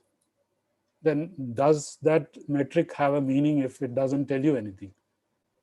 So you must change it to something, that suppose scheduled adherence model wise, SKU wise. That should be your metric, not scheduled adherence 100%, which is 100% for last so many years. Then continuous improvement through collective wisdom. This I said, involving everybody. Toyota gets 2.3 trillion yen of cost savings through kaizen by all the people. In Japan, shop floor workers are, authorized to revise the standard if need be. Can any Indian company say that we have authorized our shop floor workers to revise the standard? Because they are delegated that responsibility, that you must manage your shop floor yourself over a period of time. And that is moving towards world class. So, and then, middle management is no armchair management. Get your boots on and be on the, task all the time. So these are some very common sense approach, which perhaps if you read, you may think that yes, we are doing it. But then if you really go deep into it, we are not doing most of them. Now, if we see Japan's role in Indian manufacturing, since 2016-17, both the governments agreed to implement projects to contribute to Make in India and Skill India. These are some examples. We have gyms. You must have heard about it. I think Mr. Ukar Singh was mentioning about one of them in Gujarat by Maruti Suzuki. These are 13 in number. Basic idea is to foster quality among shop floor workers by teaching Japanese style discipline and manufacturing skills to Indian youth. Now, these gyms are model for IITs. Tell me how many IITs have been fashioned after these gyms. These gyms are operational for some years now. And they were brought in, I would, again, in my book, I have really explained that all these Japanese manufacturing practices have a lot of elements from America, but they adopted and adapted them and refashioned them to the extent that, many things were imported back into America. After 1980, when Japan was on the verge of becoming number one, Americans woke up and they realized that, if they really don't improve their management practices, they'll be nowhere. So in my book, I have explained how the Americans adopted things which were, developed by Americans. Mind you, even kaizen came from America originally. They had industry training programs which were adopted by Japanese, and after 50 years the same were adopted back into America. So that should be the aim, like if say Japan has given us gyms, which are a model for IITs, we should have all the IITs being refashioned along these lines. I mean, we may change whatever we feel that will not work in India, but at least people who are passing out of IITs, they should be 100% employable. And in Japan, that these gyms, or they have a different name in Japan, that people who were, say, only middle school graduates, they were trained at these gyms, and many of them became plant heads. Many of them became, part of top management. Like Mr. I'm forgetting the name, but Toyota's, global manufacturing head is only a middle school pass, and he was trained in this gyms, so-called gyms, and then given opportunity to prove his merit, and ultimately he is now sitting on the board also, and global manufacturing head of this. Then Japan has next level is the Japanese endowed courses. 5 places we have got this. Now this is while the previous gyms was for shop floor workers, these JECs are for developing middle management. So in manufacturing industry, by making them acquire the concepts and skills of Japanese style manufacturing. Then this perhaps many of you would know VLFM. This is Visionary Leaders for Manufacturing. And VSME. This was while VLFM was for large companies, VSME was for small scale industry, medium and small scale. So this was to train the top the executives, in manufacturing industry. Now this program is being run from 2010. And then we have various AOTS, HIDA. Now AOTS has become HIDA. We have JICA programs. So you will find that Japan has really, especially in last 5 years, developed from the shop floor to middle management to senior management. Now it is up to us to, disseminate that knowledge that we have gained across the companies, so that all the manufacturing companies can benefit out of it.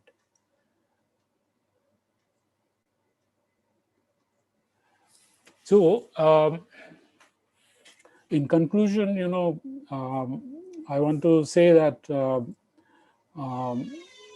the collaboration between industry and industry.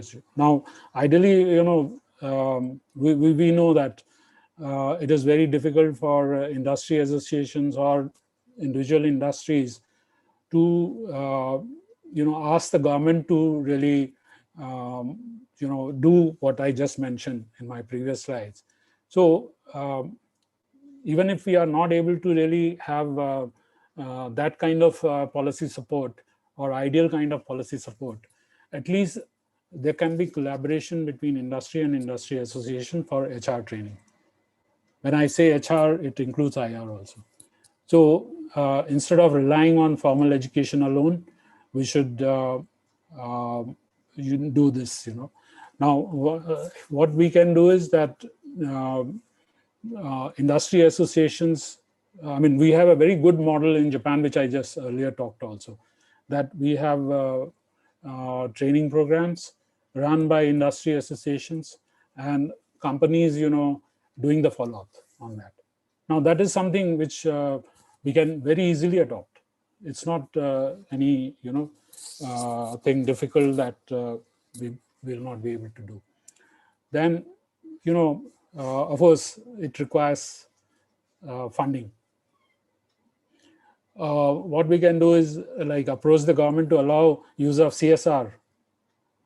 Now we are right now 2% of our profit. We are bound, we are supposed to allocate for CSR. We are spending that, but then that can be allocated for a certain length of time for skill development of people. So that way, what happens is that the burden on the industry can be less. I mean, in a different forum, I have even suggested to, the government, say the Japanese government also, that you can allocate ODA for this. Now, ODA is something which is, loan to the Indian government most of the time. There are some, programs where you have like JICA and all, where you have you don't have to pay, and they have technical support programs. So it can be a mix of both, but ODA can be utilized for utilizing or bringing those experts from Japan to train the industry people, and CSR can be used by the industry, provided government agrees to it for skill development of people. Then, say, change the internal HR practices. Say, minimize contract labor, empower people, career growth opportunities for blue collar, team-based activities. So, and minimize lateral hiring. Now, this is within our control. It is just, we need to have a long-term perspective. If we have a short-term perspective, we will be looking at labor as cost. But if we really look from the long-term perspective to improve the quality, to reduce the cost, we need to really make this change. Then, why do, say, middle managers switch jobs? Why there is such a high attrition? Because what happens is that we have middle managers who have spent certain years, and we bring somebody senior from elsewhere, lateral hiring. So what they do is they quit. They give them 3 to 5 years with the company, and if nothing is coming their way, they move elsewhere. So ultimately what happens is it's a vicious circle, that we know that people are not going to stay with me, so why should I spend on their training? So the best solution is, again, in Japanese management practices, is cross-functional projects. Now, you give varied experience. Mr. Isogai-san always mentions, many of his webinars I have attended, that he started from the bottommost level, and he rose to be MD of the company for many overseas, the sister concern. So the thing is, how you really look at, I mean, you identify the problem, you need to really look at how I can address it. You may need to reinvent the wheel. But then if last 30 years that I have interacted with the industry, I really haven't found many companies coming up with this kind of approach. So it is purely up to us to really make these changes, and then only we can see the change happening. Similarly, this target efficiency improvement of the entire value chain. Now, this is related to the next point also, that cross-learning across industries. I do not see this happening most of the time. Now, the thing is, if any company has done something good, they hold it so close to their heart, and they keep it under wraps. But in Japan, these Japanese these awards like TPM award, or especially the higher level special award, or advanced special or world class, is that how many whatever your new technology is, whether you are willing to bring it in the public domain or share it with others. That is one of the criteria for getting certification. So these are some of the things, which are totally missing in our overall approach. And unless we change and all the stakeholders come together, we cannot really hope to really make this Make in India or Atmanirbhar very successful. And this is the cover of my book. This is Becoming World Class: Lessons from Made in Japan. And this book gives you, say, how Japan began from scratch.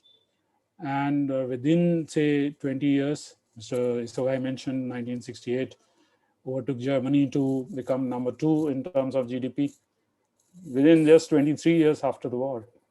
And mind you, if we take out those 7 years when Japan was occupied by America, so it is just 16 years that they made this, became number 2 economy. And as Mr. Isogai showed, Ezra Vogel's book, Japan as number 1. It is all because these practices were changed and the entire country worked together for that, developing that sustainable national competitiveness. So this book gives you, in details how you, can begin from scratch to the world-class level, and how Japan has done it, and what are the limitations that we see in India. And I've even given that some of the permutations, I would say, whereby you can think of adapting them to the Indian situation. And of course, certain hard decisions have to be taken with respect to the HR management, with regard to certain HR practices, and the ecosystem that exists. Plus, say, collaboration right from the top to the bottom. When I say top, it is the government to individual company. So all this has to happen if we really want to make a dent as far as Make in India is concerned, or Atmanirbhar Bharat is concerned. So that is it from my side. Thank you very much. Thank you, Motwani Sensei. So thank you, Isogai-san. Thank you, Motwani Sensei. So we are very close to our finishing timeline. So let me quickly open this forum for all the participants to ask questions. Just before that, you asked about the ranking. So the rank is mostly given between 3 to 7. So 3 to 7. Now, I want to ask those who have given more than 5, would you like to revise your ranking or your score after listening to my talk? So you can always put your answer in the chat box. Yes. And dear participants, please feel free to interact with our eminent speakers, and please feel free to raise hand to ask questions.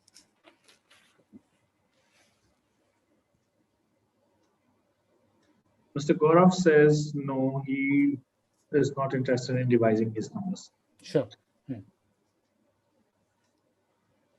Hello, everyone. Any questions?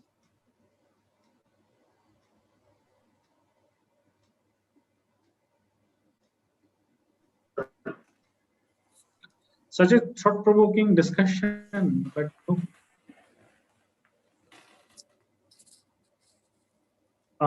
So one Madam Vidya Sagar, no, we can't disregard India's efficiency. I can read. But then that is not evident. When we say efficiency across sectors, And then in those sectors, we should be really globally competitive. I mean, the criterion is that if we have achieved efficiency in a particular sector, we should be globally competitive. So, as I mentioned, in in pharma, or maybe to some extent in automobiles, and in some other sectors, maybe yes, to some extent. But so I would rather ask Mr. Vidyasagar to just elaborate on his point that there is we can't disregard India's efficiency across sectors.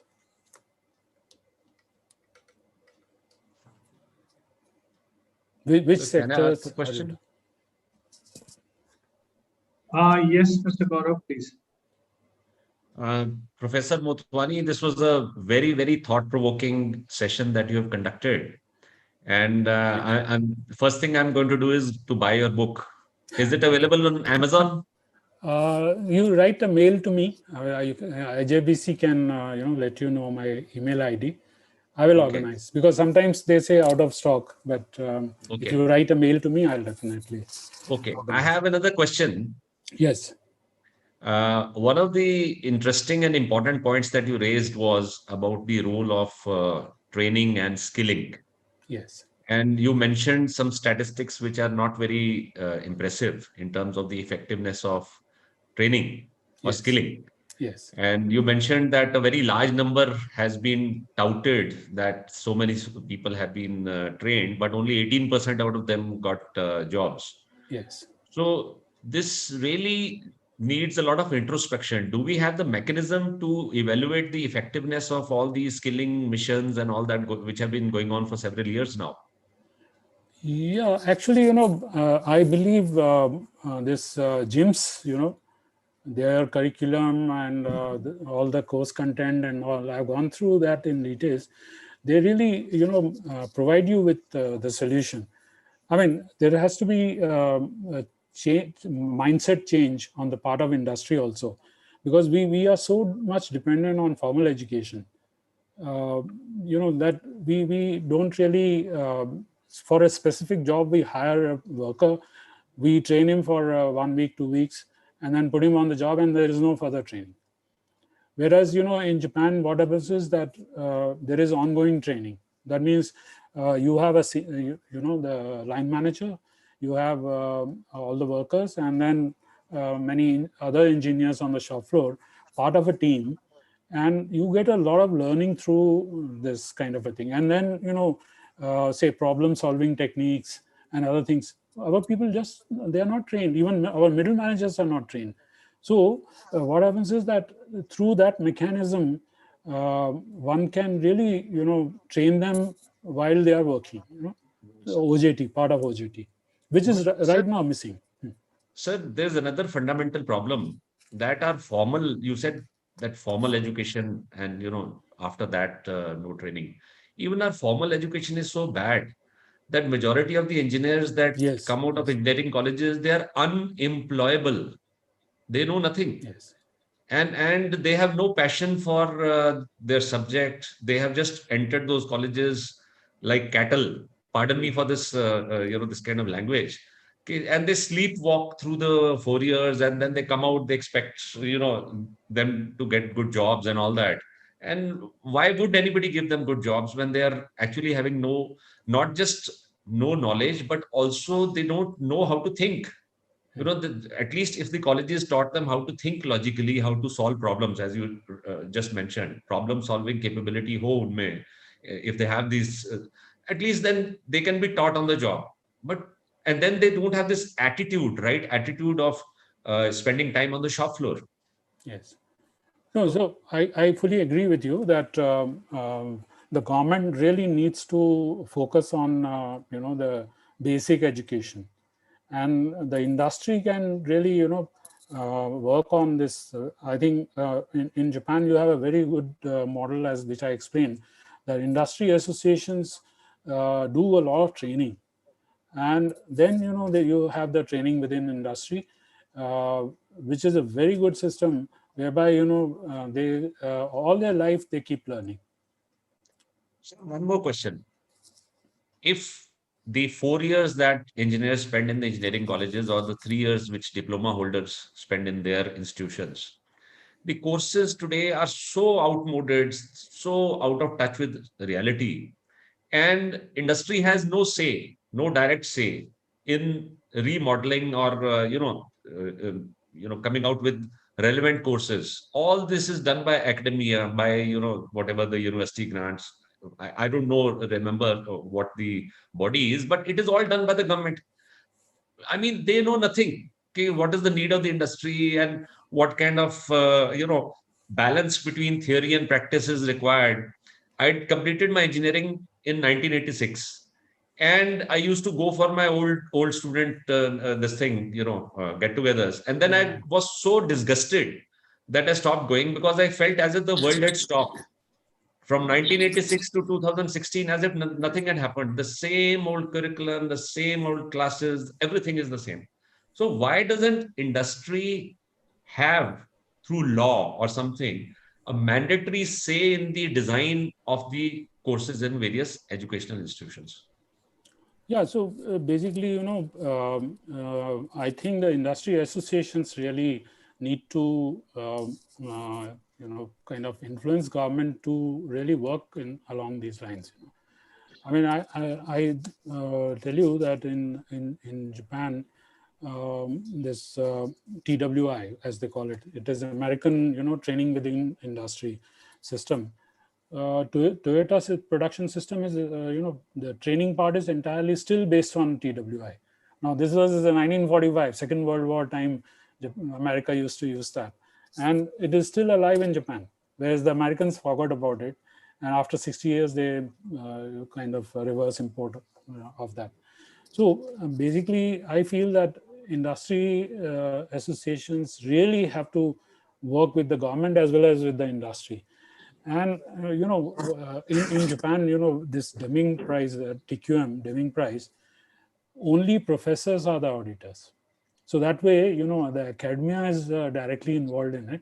So they bring the latest information to the industry. And what I mentioned that no cross-learning. Now, you see, whatever things, I mean, even in last 35 years, I would say, as Mr. Vidyasagar also is saying, that a lot of learning has happened in across different sectors. But how much of that learning or best practices have been made public? We don't share. And in Japan, as I mentioned, one of the conditions for special award or higher level award is that whatever you have indigenously developed, how much of that you have shared with the industry or contribution to the industry. So these are some of the things which really mar our ecosystem, and that ecosystem has to be relooked at. So I think the best brains have to really come together and really, I mean, at least a debate has to happen. So what I'm saying is that we keep hearing something new, say Make in India or Atmanirbhar Bharat or something new, but then nothing is specified. What we are going to do, what we need to achieve. So ultimately what happens is that it's a vicious circle. There's a new scheme, it fails, another new scheme comes, which again is bound to fail if we don't change the ecosystem. Yeah.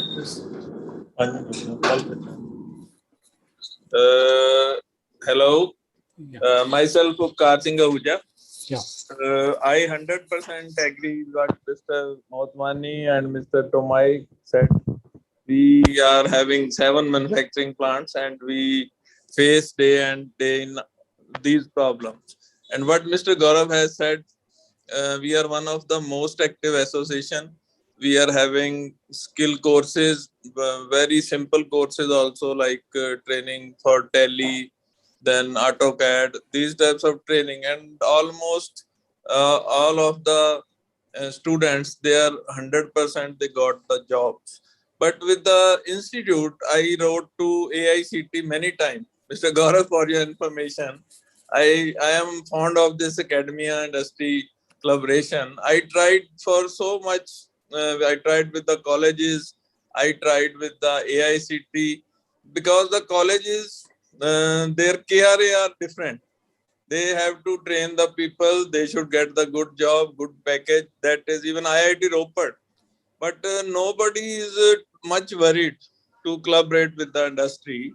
Now we have planned for a Center for Manufacturing Excellence at CICU focal point, where we will set up a digital lab, a prototyping shop, a finishing school. So I think this will be help the industry a lot. And I think dialogue with the government, it is just waste of time. When I thought about the gym, I thought I called Mr. Channi, our education minister in Punjab, technical education. But then I saw he is busy in the current issue. So I think industry has to stand at its own feet and don't expect too much from the government, because there are so many other issues. It is a huge populated country. They have their own priorities. And we will like to get the help from companies like Mr. Gaurav and other, and also from the JICA, where IJBC, where we get the knowledge. And if we get some certification, or our people can travel there, some faculty can travel here, that will be wonderful for us. We don't need money. I think that we can collectively we can do that, because it is again a wastage of time. But these types of help, if we get from IJBC, I think it will be a I think model for all other associations. And we are first. I started the kaizen competition 11 years back, when no one knows about these modern practices and no one was ready to attend the seminars. But later down the line, when people know the importance, lot of companies are involved now, and we don't have to call anybody. It is automatic. Even today, seminar, the presence was up to 100, and till now it is 47. So that is the level of interest we have generated in the industry. Thank you very much. Yeah, so basically, we had this same theme was same. IJBC asked me that try to bring in more of what individual industry can do. But I tried to incorporate some of those things today. But basically, if one particular industry association is doing something, yes, it may be a small ripple, or I would say drop in the ocean as far as the whole nation is concerned. So, I mean, I really don't know. That is why in different, webinars or different forums, I'm trying to impress upon, say, I mean, recently I had a talk for the Japan Chamber of Commerce and Industry. There I talked about, or where the Japanese embassy was also there. So I talked about, bringing more, say, ODA related projects, so that, across the industries, more of, training can happen. And it's Indian government doesn't have to do much. It just have to allocate certain resources, and rest will be done by the trainers who are coming under the ODA program. And it can be done. So otherwise, piecemeal approach has its own limitations. So unless, all the stakeholders really come together. And so, I mean, it was quite obvious that our politicians, they have their own, way of working. So at least industry associations and the industry, in sector-wise, can really work together to really bring more improvement in this, along these lines, which I just explained.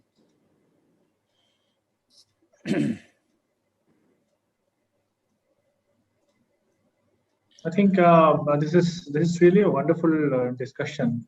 So, Siddharth, would you like to add any final comment? No, this Mr. Vidyasagar has mentioned pharma, auto. I agree, but then auto, I said, is one. About pharma during this COVID crisis, it's thoroughly exposed. So, I mean, when we say world class, if you say that our pharma sector is world class, I beg to differ with you. Same goes for, say, FMCG or metals. And you see, we are not talking about engineering projects or software embedded technologies. In software also, it is all service. We have, the software, say, hardware products. Our presence is only 3%. So it's entirely a service industry. It has nothing to do with manufacturing. So, I mean, one can have a debate on this, but when I'm saying, say, adopting these Japanese practices which are proven, for almost 70 years they have worked, the Americans have adopted it. Even today, more than 50 countries practice this TPM. So, I mean, there are a lot of good things, but then it needs to be properly understood. The stakeholders have to come together. The ecosystem needs to be improved for it to work. Otherwise, at individual level or piecemeal approach, it is bound to fail after a few years. Thank you, Professor Motwani. It's really nice listening to you once again. I think it's a Abhishek san. Yes, Isogai, please. Abhishek san, Siddharth san, and Upkar san, thanks for this opportunity. Before ending this session, I'd like to propose one thing to both organizations. Upkar san's CICC, is it? And CICU and IJBC. Together come up with any kind of forum, the manufacturers forum, and to organize some group of people together, come up to get some good training courses being organized by those two organizations. And the help and collaborations can be expected from the Japanese government. Like Motwani sensei mentioned, AOTS. AOTS is a Japanese governmental organization who conducts all those Japanese style management training courses in India.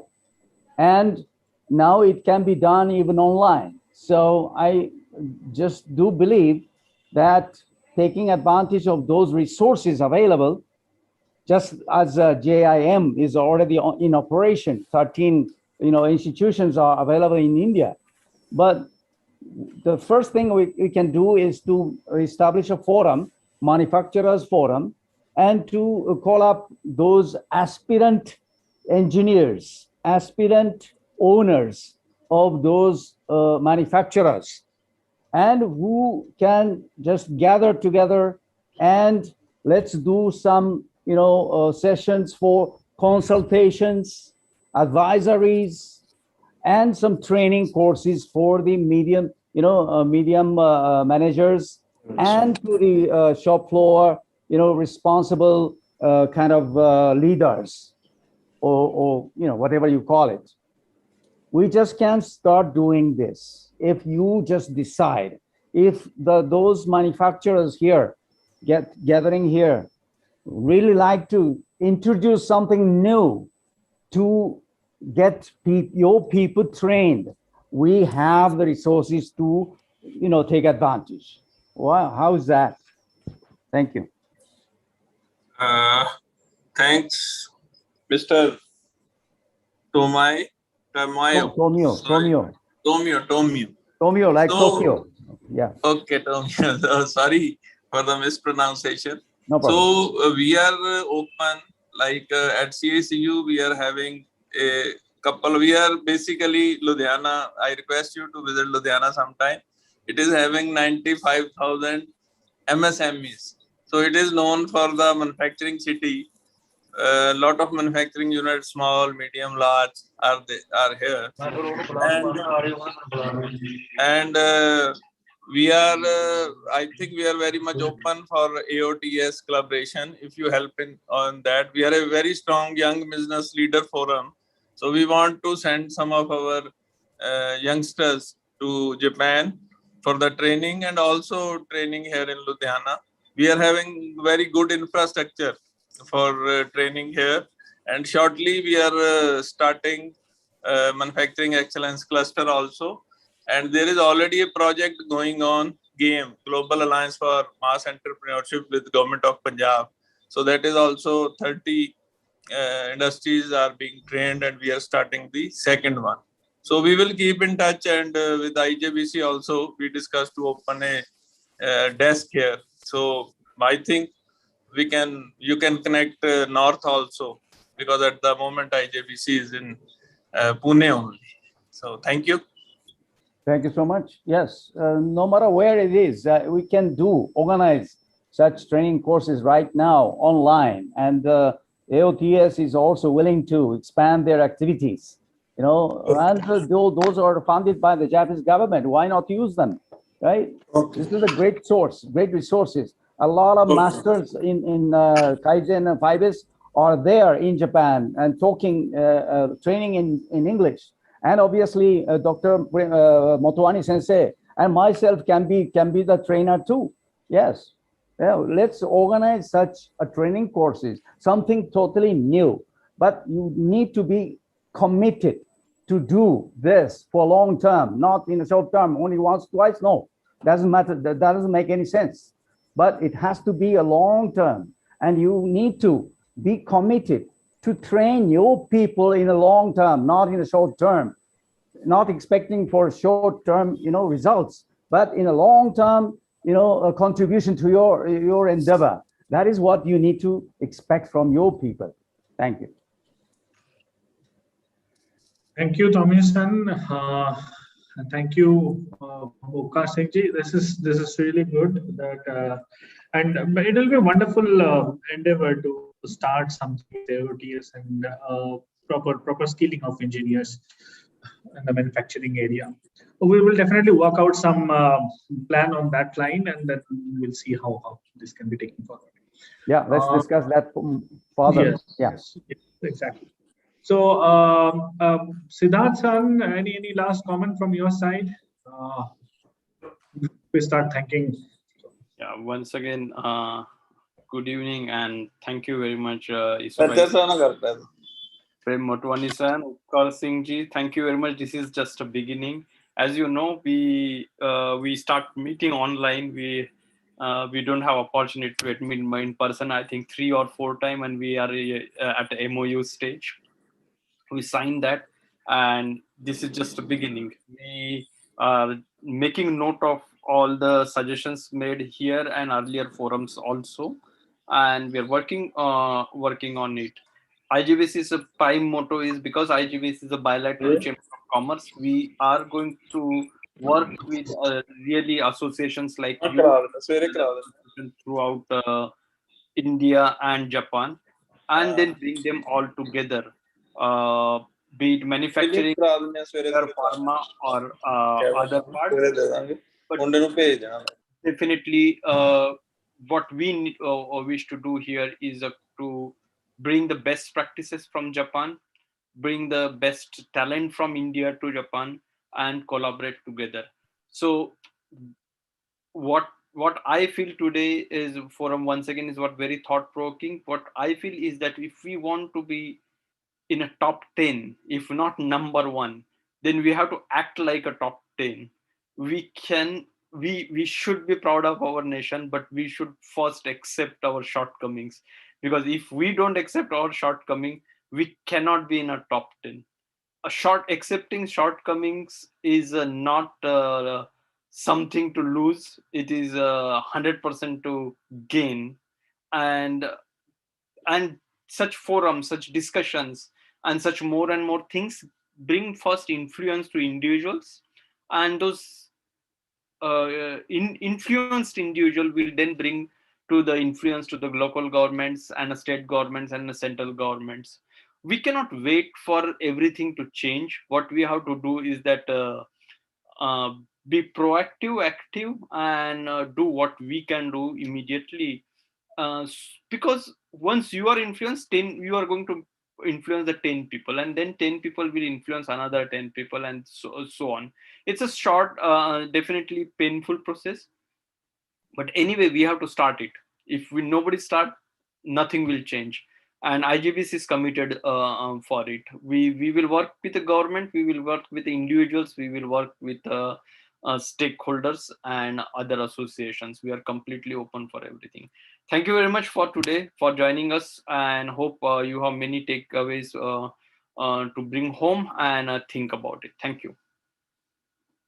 Thank you, Siddharth-san. And now it's time to formally say thank you to our organizers and speaker, Tomio Isogai-san, Prem Motwani sensei, Upkar Singh ji, and all his team from CICU, and definitely our very own Siddharth-san. So thank you, everyone, and thank you all the participants. Without participants, anyway, nothing is going to happen for this kind of discussions. So once again, saying thank you. It's a wonderful day, and hoping that we will take all this action items ahead, and we will make a mark. Abhishek, I think you have announcement for a next seminar also, which is coming up on 24th, and everybody is welcome there. Yes. So thank you, Siddharth. Thank you for reminding that. So as a part of our activity, every month we come up with one seminar, one webinar, and this time it's on 24th of July, where we will be having people from industry segments, and they will be discussing on how India, what is India's current position, or as far as attracting foreign investment is concerned. So they will be discussing on competitive edges about India currently, various tax norms, and also if some Japanese company or any other foreign industry is willing to invest in India, what Indian government or local governments are providing them, whether it is subsidy or any other facilities. So please feel free to join us for our next upcoming webinar. It will be one interesting session with industry experts. And Siddharth-san, I think we will be sharing the details with the participants for the joining link, registration link. Yes, I have informed office, they will be sharing. Sure, definitely. So all the participants will receive emails for our upcoming events. So once again, thank you very much, and let's be in touch, and let's do something which will take both these countries to the next heights. Thank you.